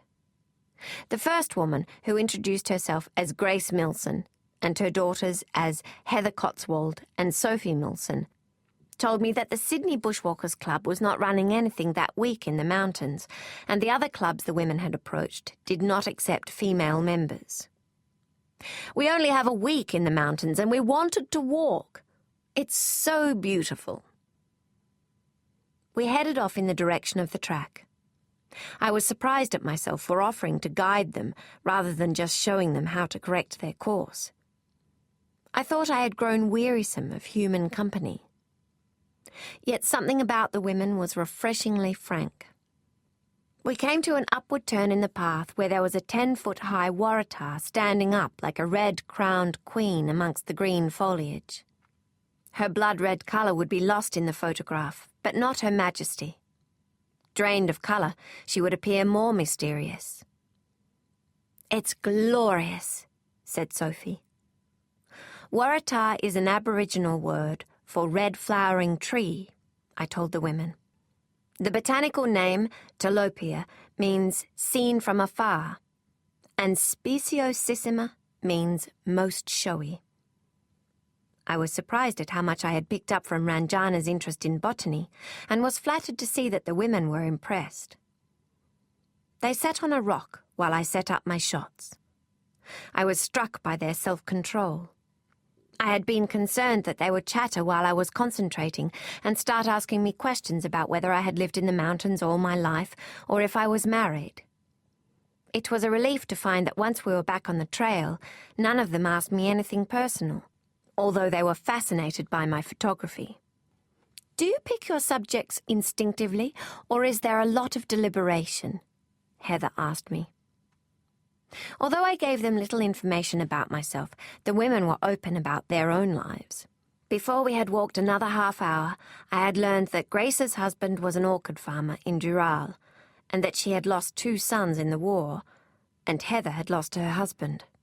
Sophie was not married and worked as a teacher. Despite several photograph stops, we made good time on the track and stopped by a rock shelter to rest. Quite often on my walks I would come across a cave or an overhang decorated with the faded stencils of Aboriginal art. Since the white settlers had crossed the mountains, the Aboriginal population had declined, and there were only a few tribes left. Yet when I photographed the plant or animal life near a waterhole, my skin often tingled, and I sensed that ancient ghosts were watching me. "I've always liked artists," Grace said to me while Heather sketched the ferns into a notebook and Sophie gazed out at the view. "They make us stop and think. You know, when we passed those wombat burrows, you spoke with such interest about those creatures and their habits that I felt swept up by your passion. My brother has a farm and shoots them. He says the cattle break their legs in their burrows, but you pointed out that wombats eat the grass the cattle don't, and so stop those grasses taking over paddocks. Surely there must be a way to live in better harmony with our land and native animals." On the way back I mulled over Grace's words. It was unusual to hear a farmer's wife speak as she did. Since arriving in Australia, I had been struck by the aggression with which people attacked the land and chopped down trees. Re-establishing harmony with nature had been my message in the Dark, but I had no idea if my film had changed anyone's outlook. Was it possible a simple walk with someone could do more than a picture ever could? When we arrived at Echo Point, I asked Grace if she would like me to take a photograph of her and her daughters as a memento. She accepted my offer gratefully. "Where are you staying?" I asked her. "I can bring the photograph there in a couple of days." "We are at the Carrington," she said. "Please do come on Friday at 3 o'clock. We would very much like to have you as our guest for afternoon tea." The following Friday, at the agreed time, I climbed the stairs of the Carrington Hotel with my photograph satchel under my arm.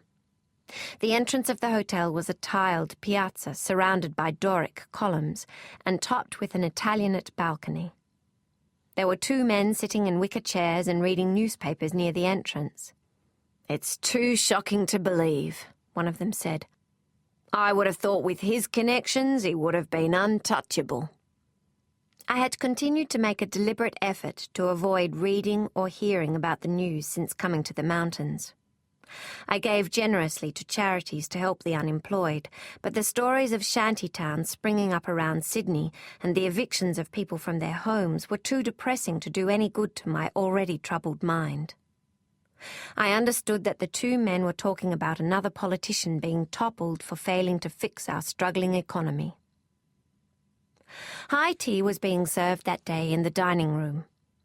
When the maitre d' led me past paintings and chandeliers to a long table at the end of the room, I was surprised to see not only Grace and her daughters waiting for me, but several other ladies as well.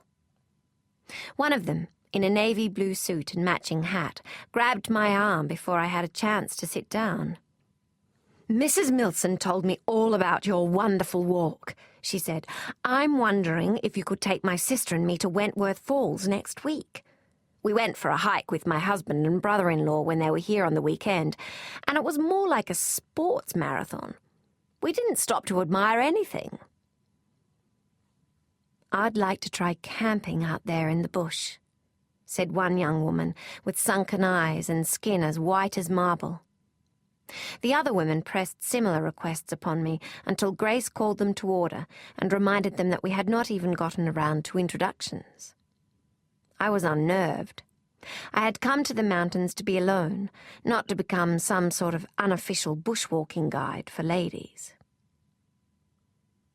The waiters brought us pots of tea, sandwiches, scones, and cakes cut into bite-sized squares. It was only at that point that the gathering calmed down enough for me to notice the woman sitting at the opposite end of the table and smiling at me. She needed no introduction. I recognized her from her reddish-brown hair and the Scotch terrier who sat on her lap, and the other one who lay by her feet on the floor. "You and I are kindred spirits, Mrs. Rockcliffe," she said. "I greatly admired your film, In the Dark. Your picture and my paintings show people that what is achingly beautiful is also fragile. Perhaps in this way we might encourage our fellow citizens to preserve our native animals and bush. I have been waiting with anticipation for you to make another film. Now, when do you intend to do it?" May Gibbs was the author of Tales of Snugglepot and Cuddlepie, Thomas's favourite book. He and I had pored over her books together, lost in the frolics of the Gumnut Babies and Little Ragged Blossom. My eyes filled with tears, not only because her call to save something precious to Australia moved me, but also because I realized how much I missed my family. A week later, I was surprised to find a letter from Hugh waiting at the post office for me. Hugh had not written to me the whole time I had lived in the mountains. When I had told him about the cottage, he had said I was running away and that he was disappointed in me. I was anticipating another reprimand and was not let down.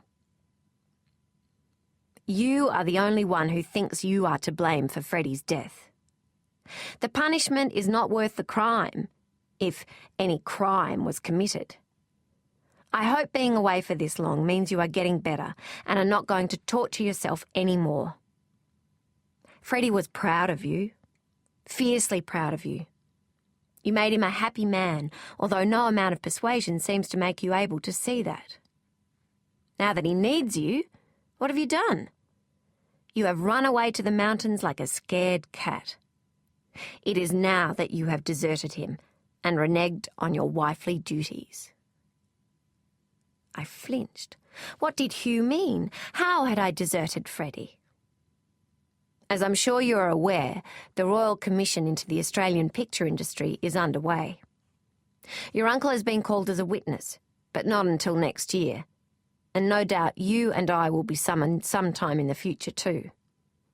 But it will be too late then. Freddie has been slandered by Australian producers, and his reputation dragged through the press. He has been described as one of those cunning Yankees sent here to destroy the local industry. Where were you to defend him? Where were you to say that your husband risked his career to set yours in motion? I gasped.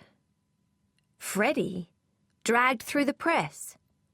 I shut my eyes as I relived Milosh thrusting the knife into Freddie's chest. I had been helpless to save him. Now the Royal Commission was killing him again. No, I cried, Freddie did so much for this country. I turned to the next page, wondering if there could be any more terrible news. I had not read the paper in months, and perhaps my family had been shielding me. Do the right thing by Freddie, Adela. Do what would have made him most proud. Make the Emerald Valley. You have everything ready that you need. Robert will act as producer, and we will dedicate the film to Freddie. The opening credit will be to Frederick Rockcliffe, a great pioneer for the Australian film industry. I remembered May Gibbs looking at me down the table at the Carrington. Your picture and my paintings show people that what is achingly beautiful is also fragile. I have been waiting with anticipation for you to make another film. Now, when do you intend to do it? I returned to the cottage. I would do anything for Freddie. But did I have the strength to make the Emerald Valley without him? It was dusk, and I sat down at the dining table and watched the sun set over the valley. I remained in the stillness for an hour before I heard rustling in the ceiling above me. I looked up to see the light fitting tremble. Then, suddenly, the ceiling vent flew open, and a dark brown mass tumbled onto the table, knocking over my saucer and cup. The mass formed into a creature with broad paws. It wriggled itself onto its legs and stared at me with bright eyes. The animal resembled Angel, only its ears were smaller and rounder, and it had no facial markings. Its coat was a glossy dark brown, and the scent it gave off was like a mix of eucalyptus leaves and bark. Neither the possum nor I moved for a few minutes. I noticed that it held one hind leg differently from its other limbs, and then realized that its left foot was missing. It was a past injury that had healed over, and I wondered what misfortune had befallen it. A cat, a fox, a steel-jawed trap. "It is all right," I said, slowly standing up and backing away from the table. "I won't hurt you." The possum kept its eyes on me as I edged my way around the room to open the door to the back steps. I gave the door a shove, then inched my way back to the other end of the room. The possum lifted its nose to sniff the air, and then, with one final backward glance at me, leapt from the table and scrambled for the door. It flung itself onto the railing, and from there into a nearby pine tree. It has learnt to compensate for that missing foot, I thought. It was badly injured, but it survived. I walked into the kitchen to fetch the brush and pan, and an idea struck me. I had to do the same thing as the possum. The injury would always be there, but I must learn to live with it and move on. I cleaned up the mess, then sat down again to write to Hugh. My heart fluttered with fear and expectation. Yes, Hugh, we must make the Emerald Valley. When can you get here?